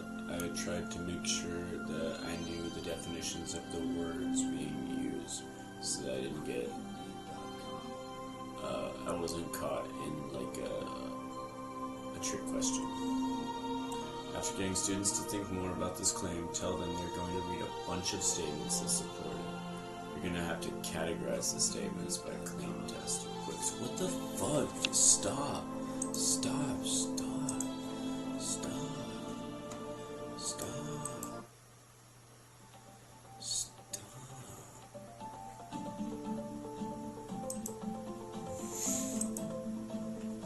So fucking weird. Give me the ick. Please stop. It sounds like you're saying come, dude. It sounds like you're saying come. BrighamBeat.com. Please. Just be done. Tell students and provide them, to get the students to think more about it, tell them they're going to read a bunch of statements that support it. They're going to have to categorize the statements by claim tester. Before getting started, work through one example with your students. Give out the following. The school board and the government require we all take the same social studies class. Therefore, there is one true history. Jesus, it's creepy. Ask students which claims tester is being used as part of this statement. They'll probably come up with authority.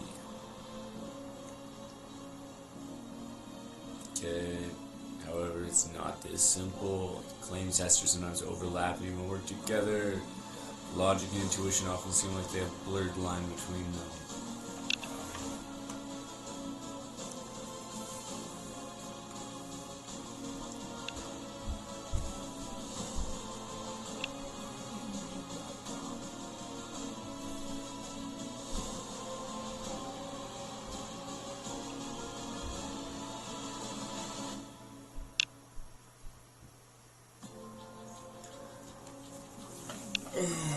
Logic and intuition often seem like they have a blurred line between them. Evidence and logic often found the same statements. Create a simple grid on the board, XY axis. Get students into small groups, hand out the supporting statement cards.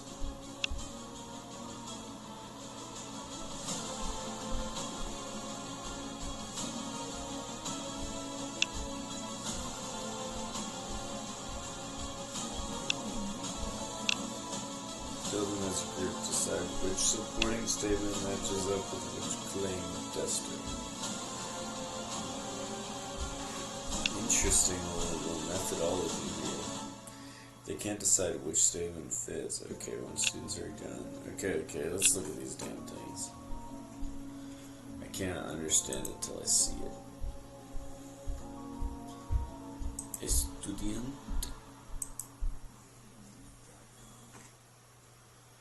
What are you doing?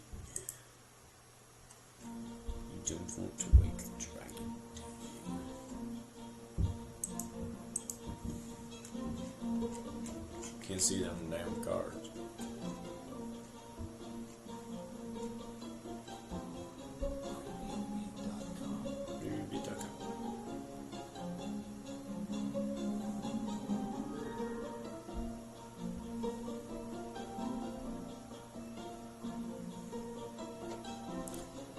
Students are kind of claims might debunk the claim. Okay. I'm going to read a bunch of statements to support it. Bro, where? Combine students consider multiple accounts. Where?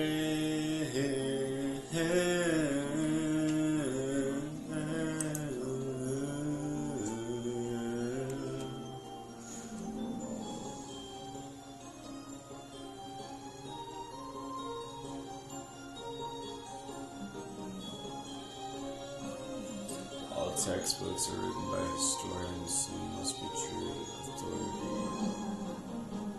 It's important. It is remarkable how close to the history of the apple tree is connected with that of man.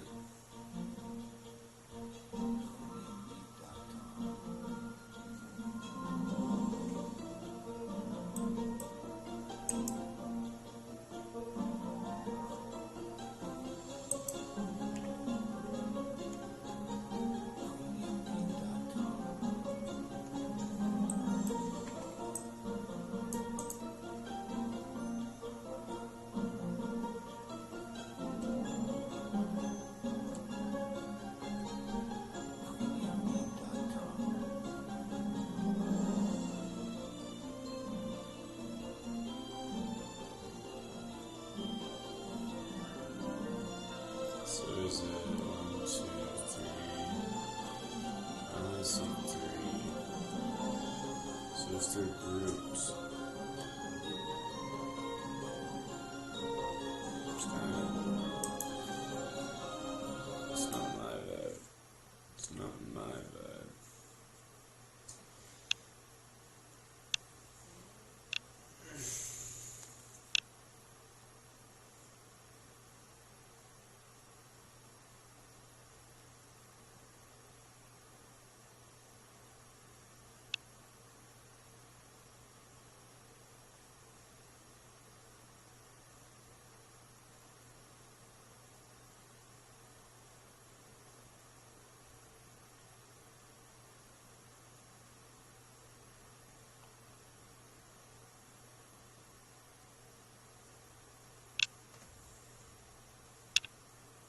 Alright, and with that, I just sent a picture of the dead wizards. I'm getting very bored by this fucking little activity of learning claim testing. I'm just having trouble understanding it. So I think I need a little breaky break on it. I definitely will do another Animedoro for next week, but like same time. But this time, yeah, let's just hop on a game right now. How long do we last? What, 30 minutes? I don't know when we stopped the game. That's the thing.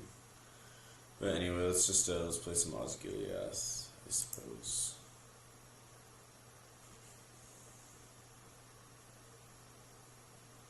Unless I'm wanting to do some Spider-Man, I was kind of feeling Venom. He's cool. He's cool. Okay, yeah, let's do Spider-Man. Let me boot up my GameCube.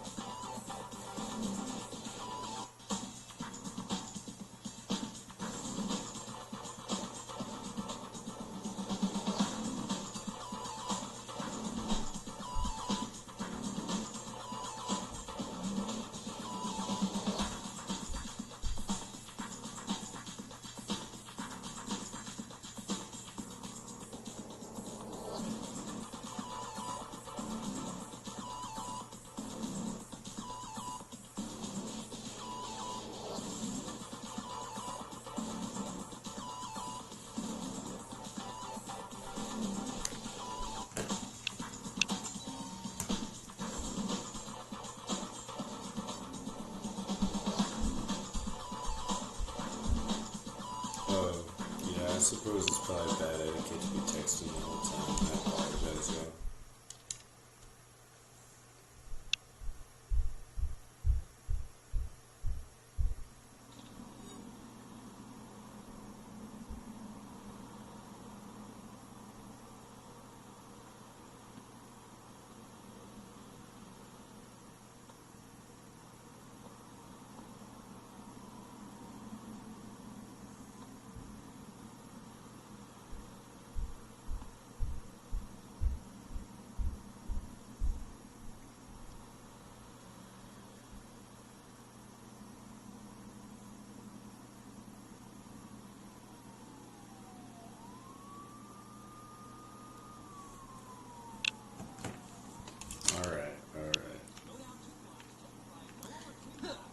It's just because my homie is on a break right now, which means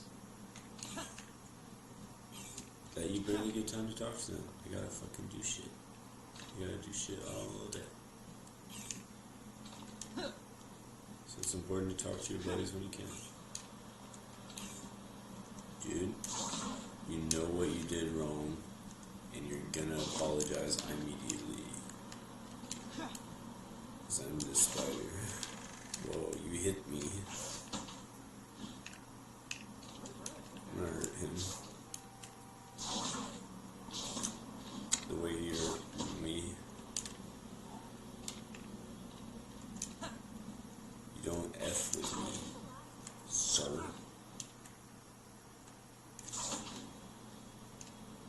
One of those pedals is the brake.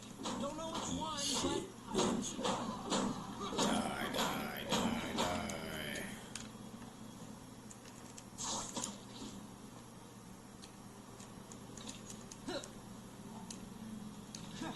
I'm Spider-Man.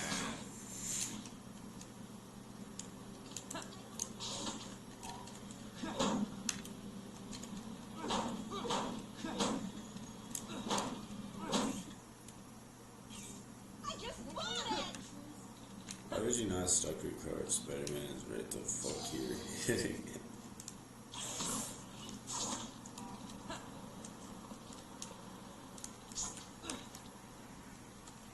Maybe you don't trust Spider-Man. Has there been an arc where he's scary? Or we're like, oh, we can't trust Spider-Man. He's a menace. Or is that only Jonah Jameson?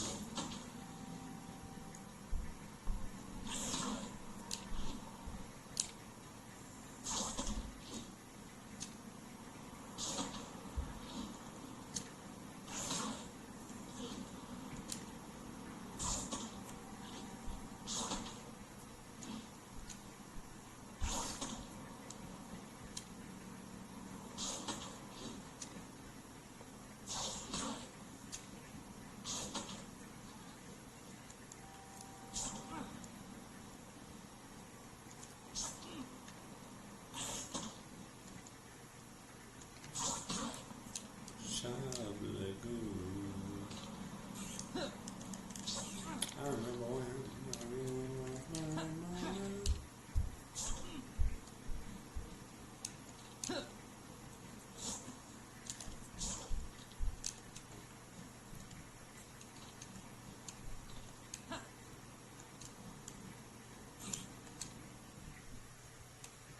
Baby, I'm crazy. Baby, I'm crazy.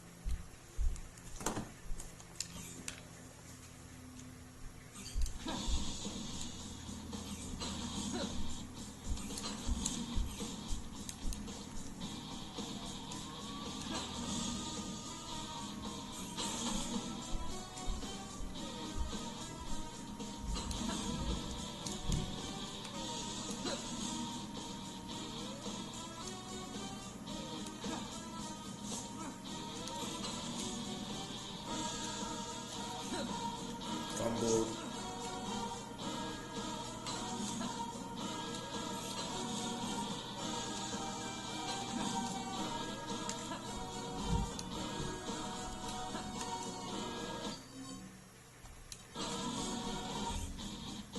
I did not understand these race times at all, brother. I like the story mode though.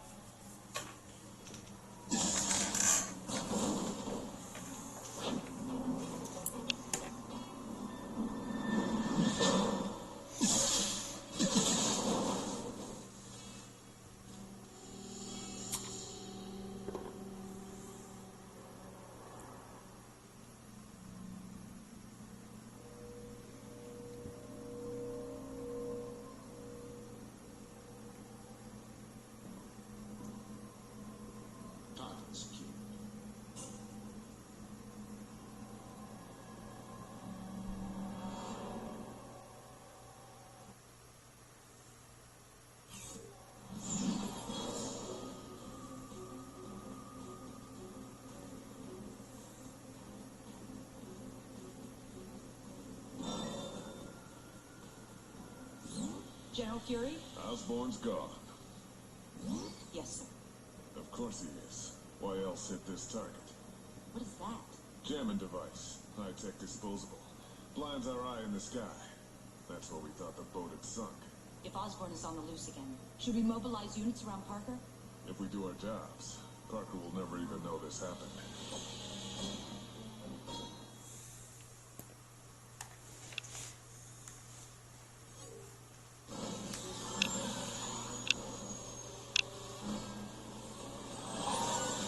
There's something you don't see every day. Almost every day. Not every day.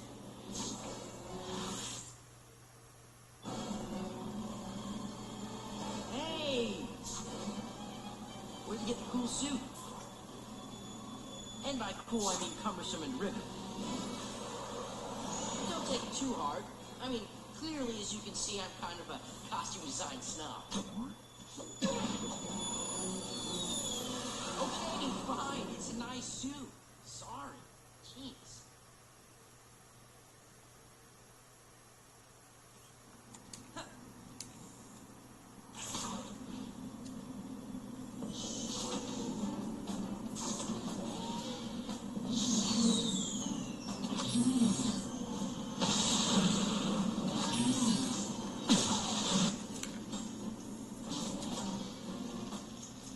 Help!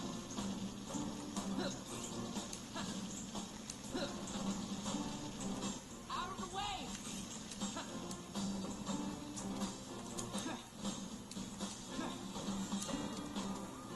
Thank you so much.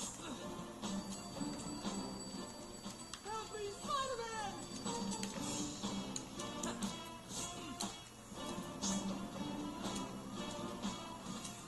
It would be so nice just once bump into someone, say hi, and them not try to blow it up. Listen up, Saki. I don't know what your deal is, but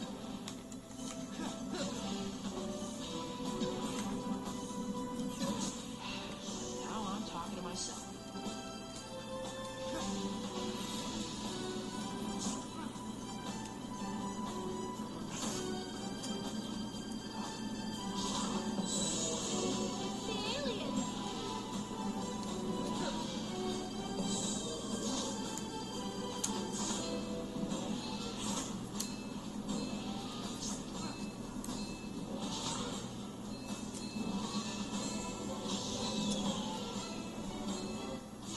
Breakfast, we can do brunch.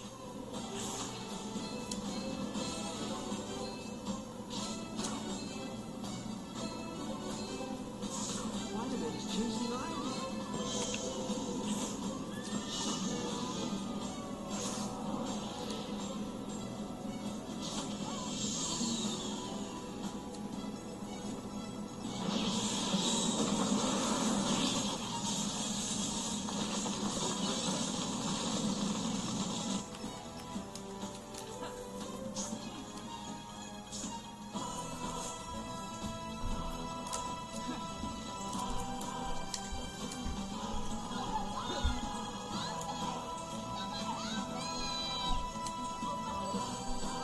Hang on tight.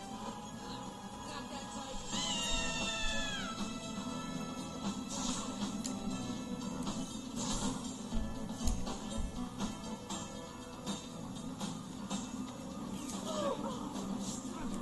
All right, you flying pile of repressed. Again with the flying. Let me guess. I'm gonna get near you, and then you're gonna fly away.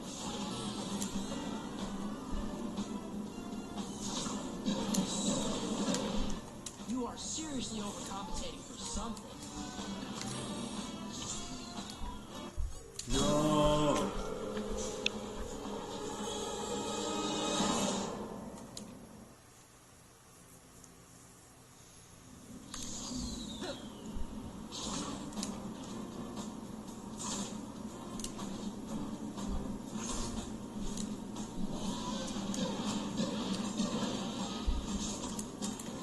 You do understand I'm the Spider-Man,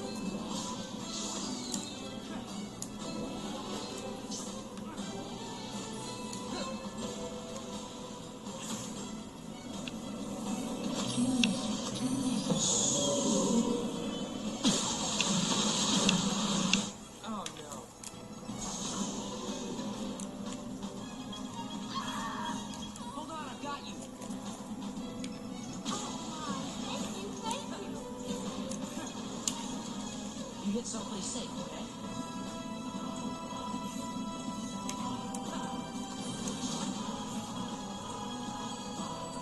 You okay in there?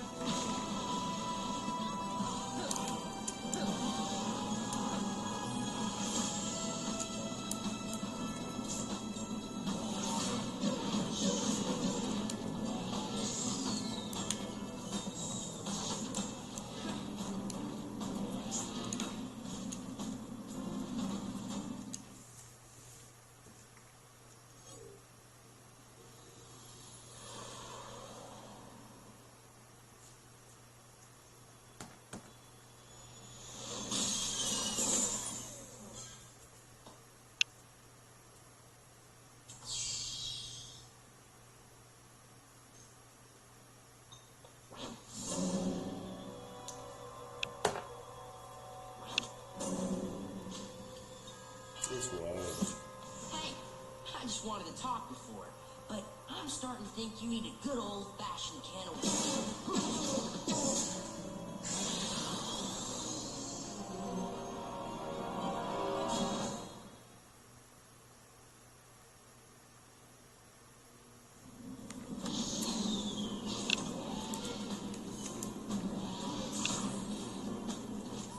Hey, you hungry? How about after we're done, we swing by and grab some breakfast or something?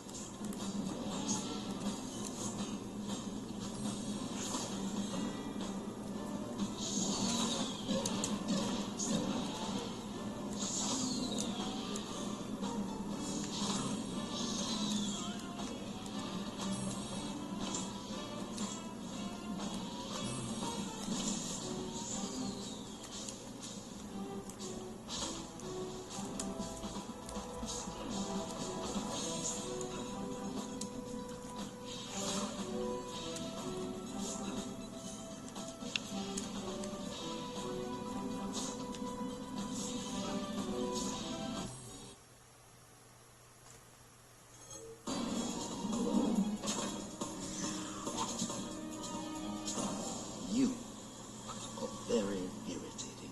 Really? Oh, I like to think I'm more charming than irritating.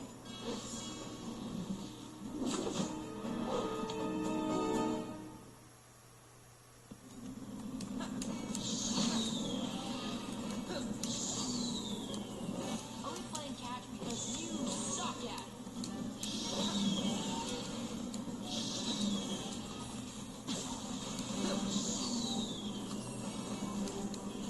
Whoa! We're just let me move around the whole city. I understand this is the set Anything in piece, the battle but suit like, directions about aiming straight?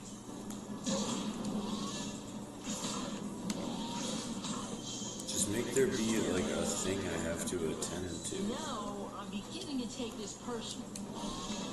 so that I can't read it too much.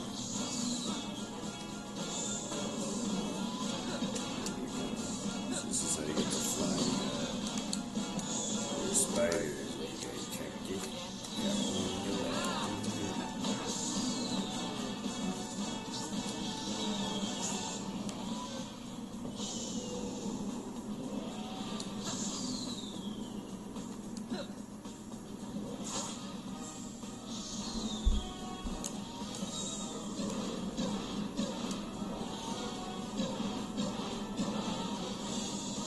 Wow, you got the whole crazy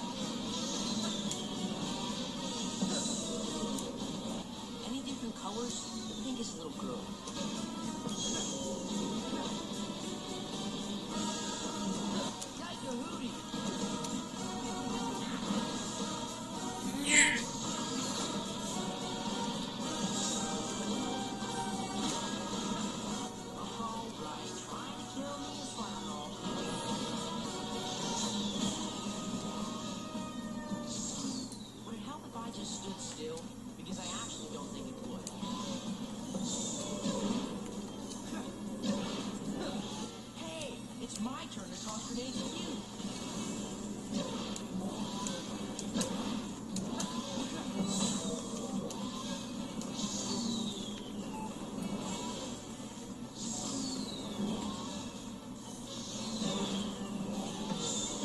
You really aren't weenie ogre's call. Good.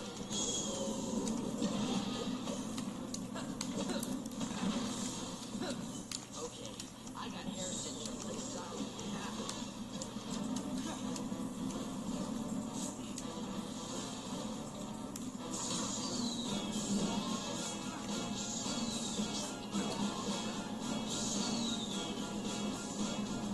My point being that you truly do very much suck.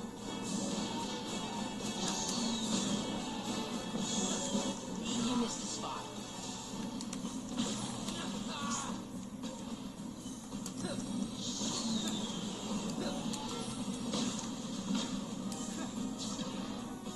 Yike-a-hootie!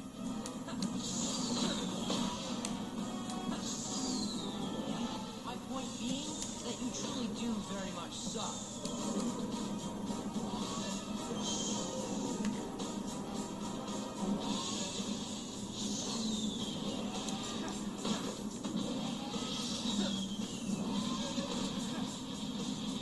Hey, it's my turn to toss grenades at you.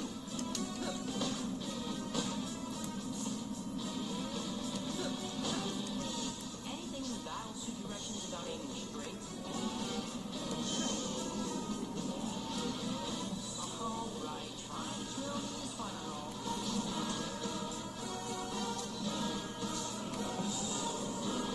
Is there like any other intended mechanic besides Wasteland Soul? Is there someone up here? He says grenades. Again? Whoa!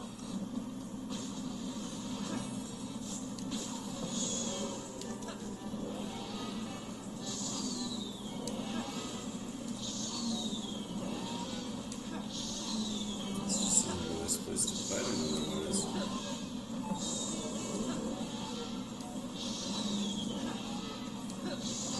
Would it help if I just stood still? Because I actually don't think it would.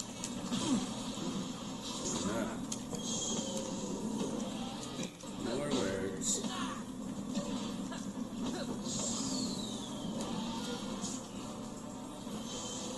Okay, I got hair cinched in places I don't even have.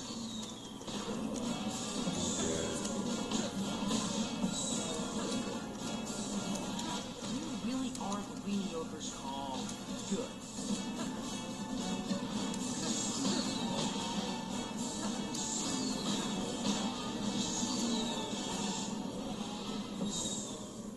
Ooh, we flee? Where'd he go? Where did he go? No, seriously. I got overconfident. That just figures. Hey, I know you get this all the time, but any of you see a big, scary robot guy with a backpack? Blackvarian Embassy? That's just great.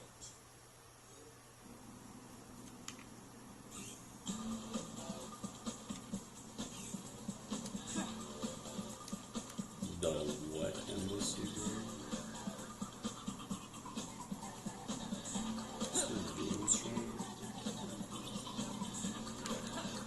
Unlock the story mission.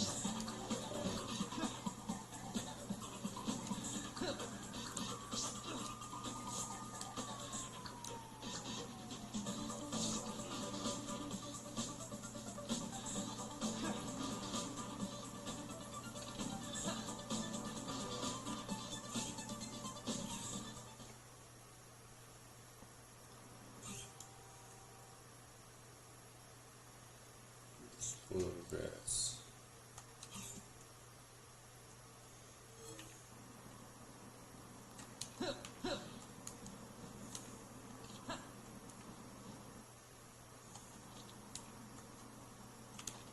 You know what? Fun games to be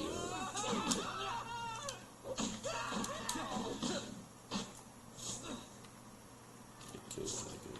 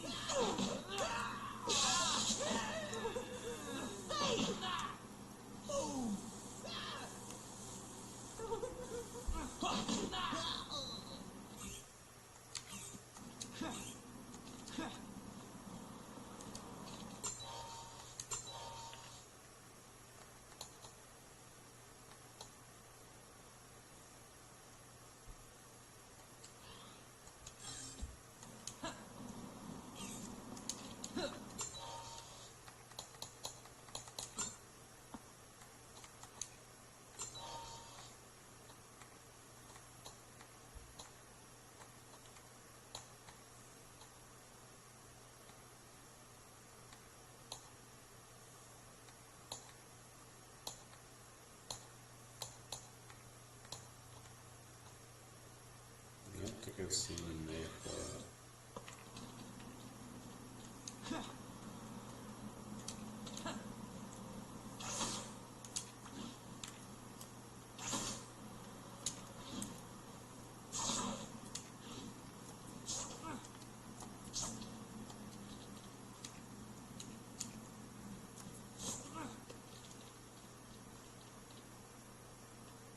Once more.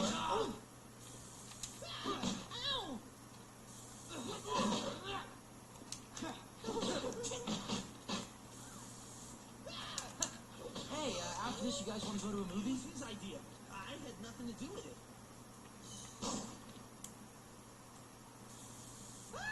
Oh, man!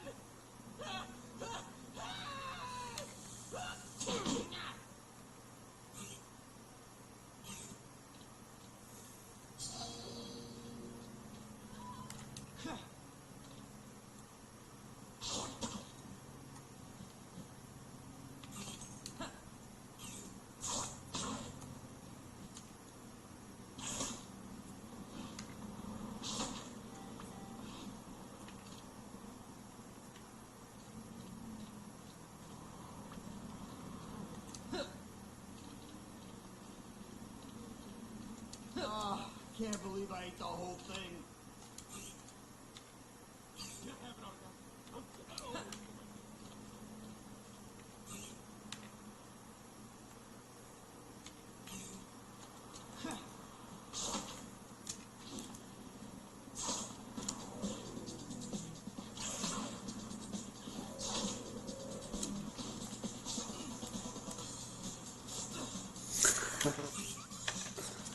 He expired.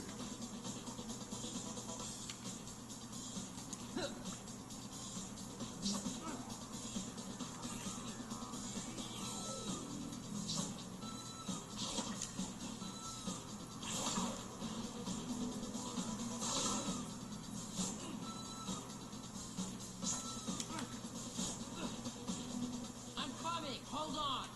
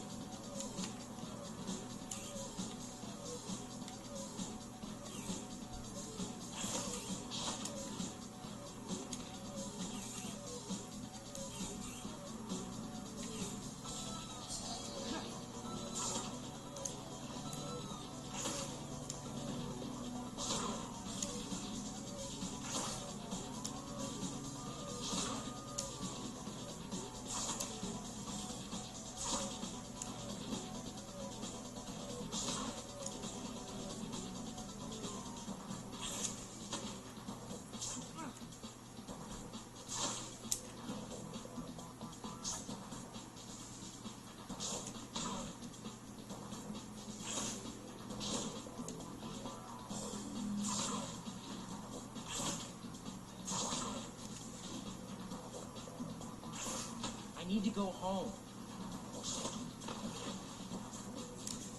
This is one of those times the costume really seems like a bad idea.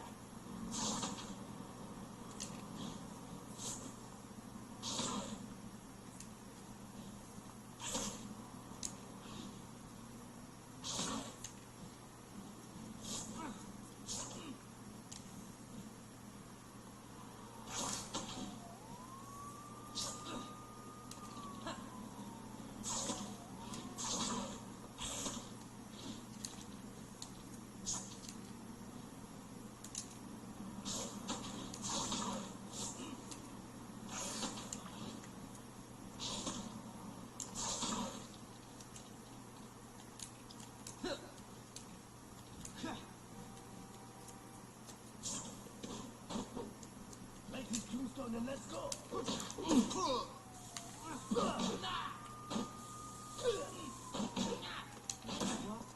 I'm giving you joy. And we didn't need a costume in him. Oh!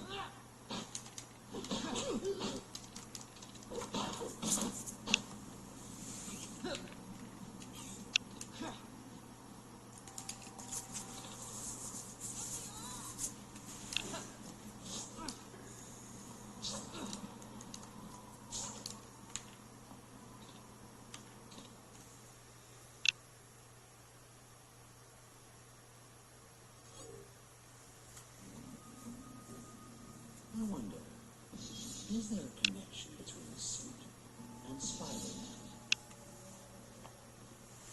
When Spider-Man came on the scene, it seemed that you were more focused on him than the target we told you to test against. When he was there, Spider-Man, I felt like the suit was under control. I felt good.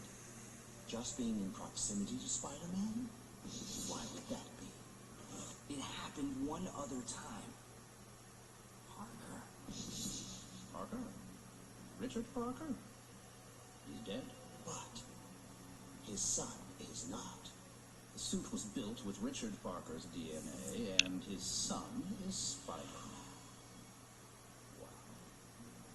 And getting close to him is giving Brock more control over the suit. Get Brock to tell you everything.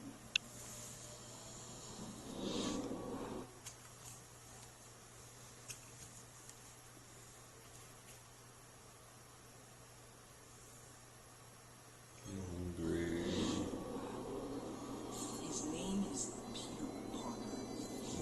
He's with his aunt in Queens. He's still in high school. And he'll come to you of his own free will. No, I don't think we have to worry about that. What the hell are you doing?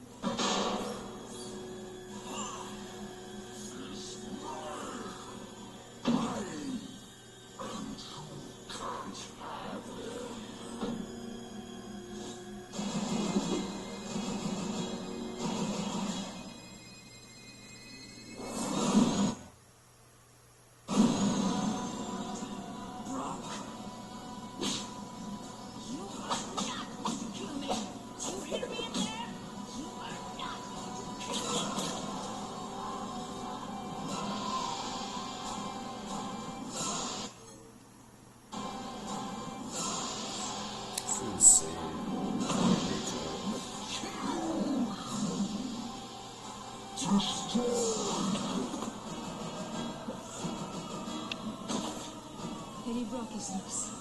I need backup at my location ASAP. I'm glad you're loose, Brock. Okay, we'll do this one. I'll eat up and then we'll finish off the stream. It's getting long in the tooth.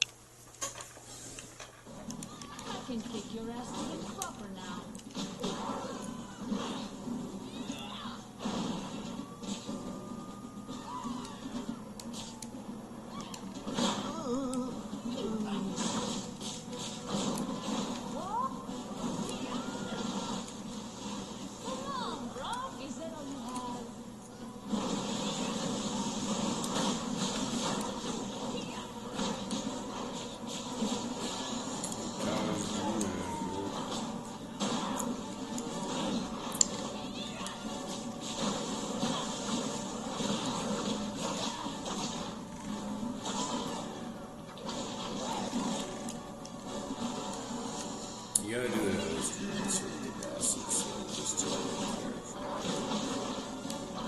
it's the coolest cinematic mode.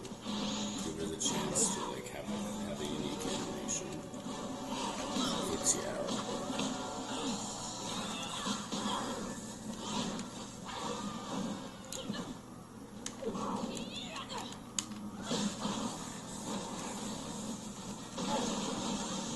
Like that rebound is cool.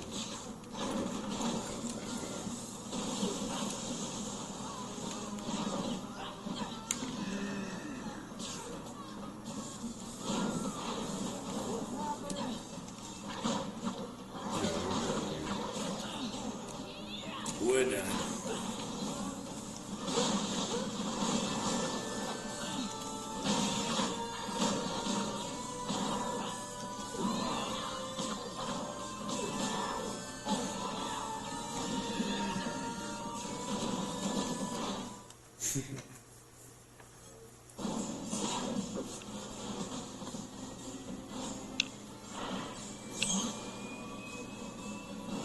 Rip it apart!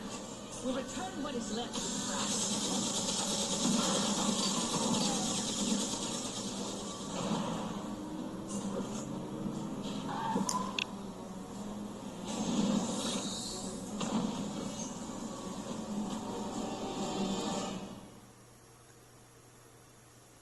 I do wish there was like Venom 3. Tango and Street. Rock sighted at 0 level. Street level. Tango crossing baseline data. Ground level operation in progress. Tango and Street. Tango and Street.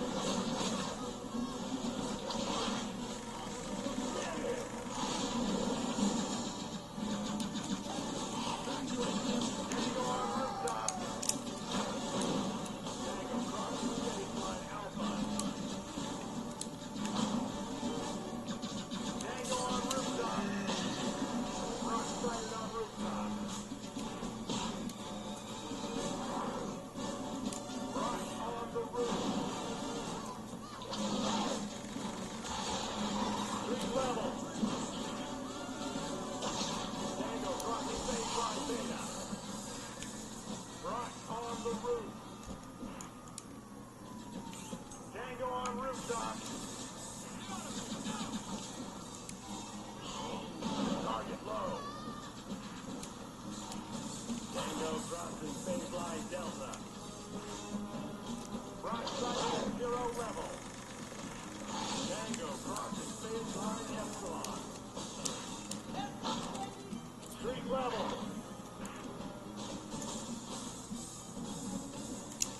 There's Rock. God, look at it move. Tango on rooftop. Rock sighted on rooftop. Get it! Eyes down.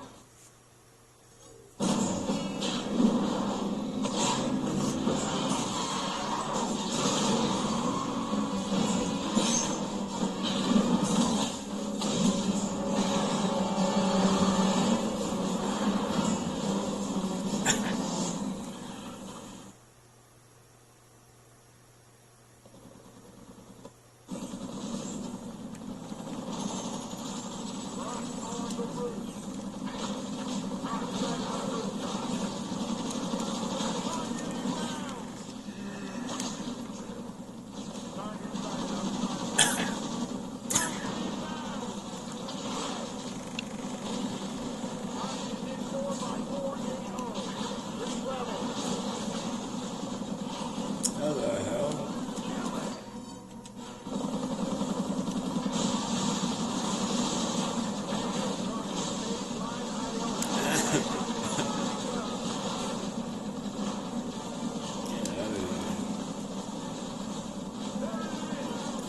This is no longer a safe place.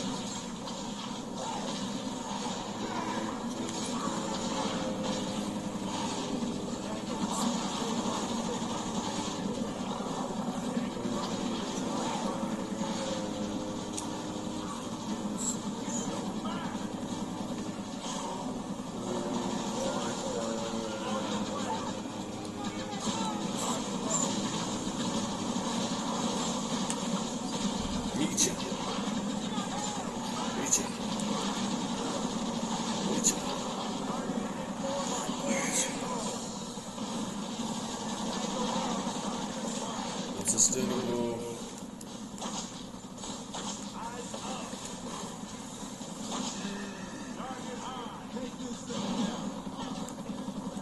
Super time. Get the hell out of there. Eddie, you got this. Keep moving. I feel like this level is just, it's like all the enemies, it's just like such an older brother level. Like, they're harder.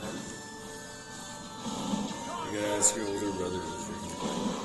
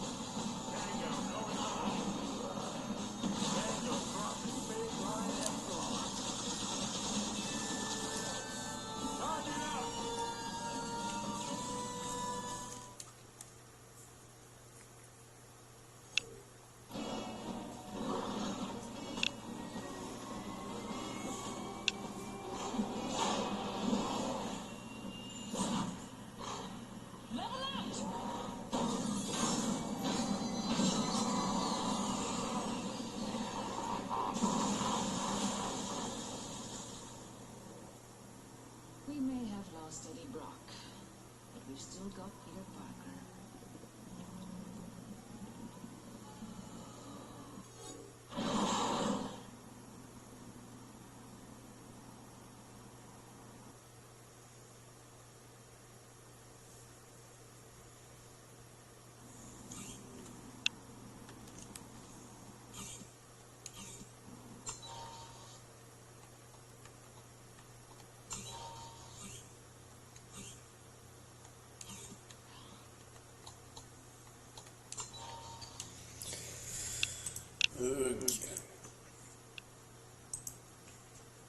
Thanks y'all for watching. Yeah, that was the Wasteland Soul Animedoro. I think most certainly it would behoove us to stick closer to the schedule for on and off. Like I could have tried to stick out those last 10 minutes, but you know, let's forgive ourselves. Let's do our best. We got this. Take care.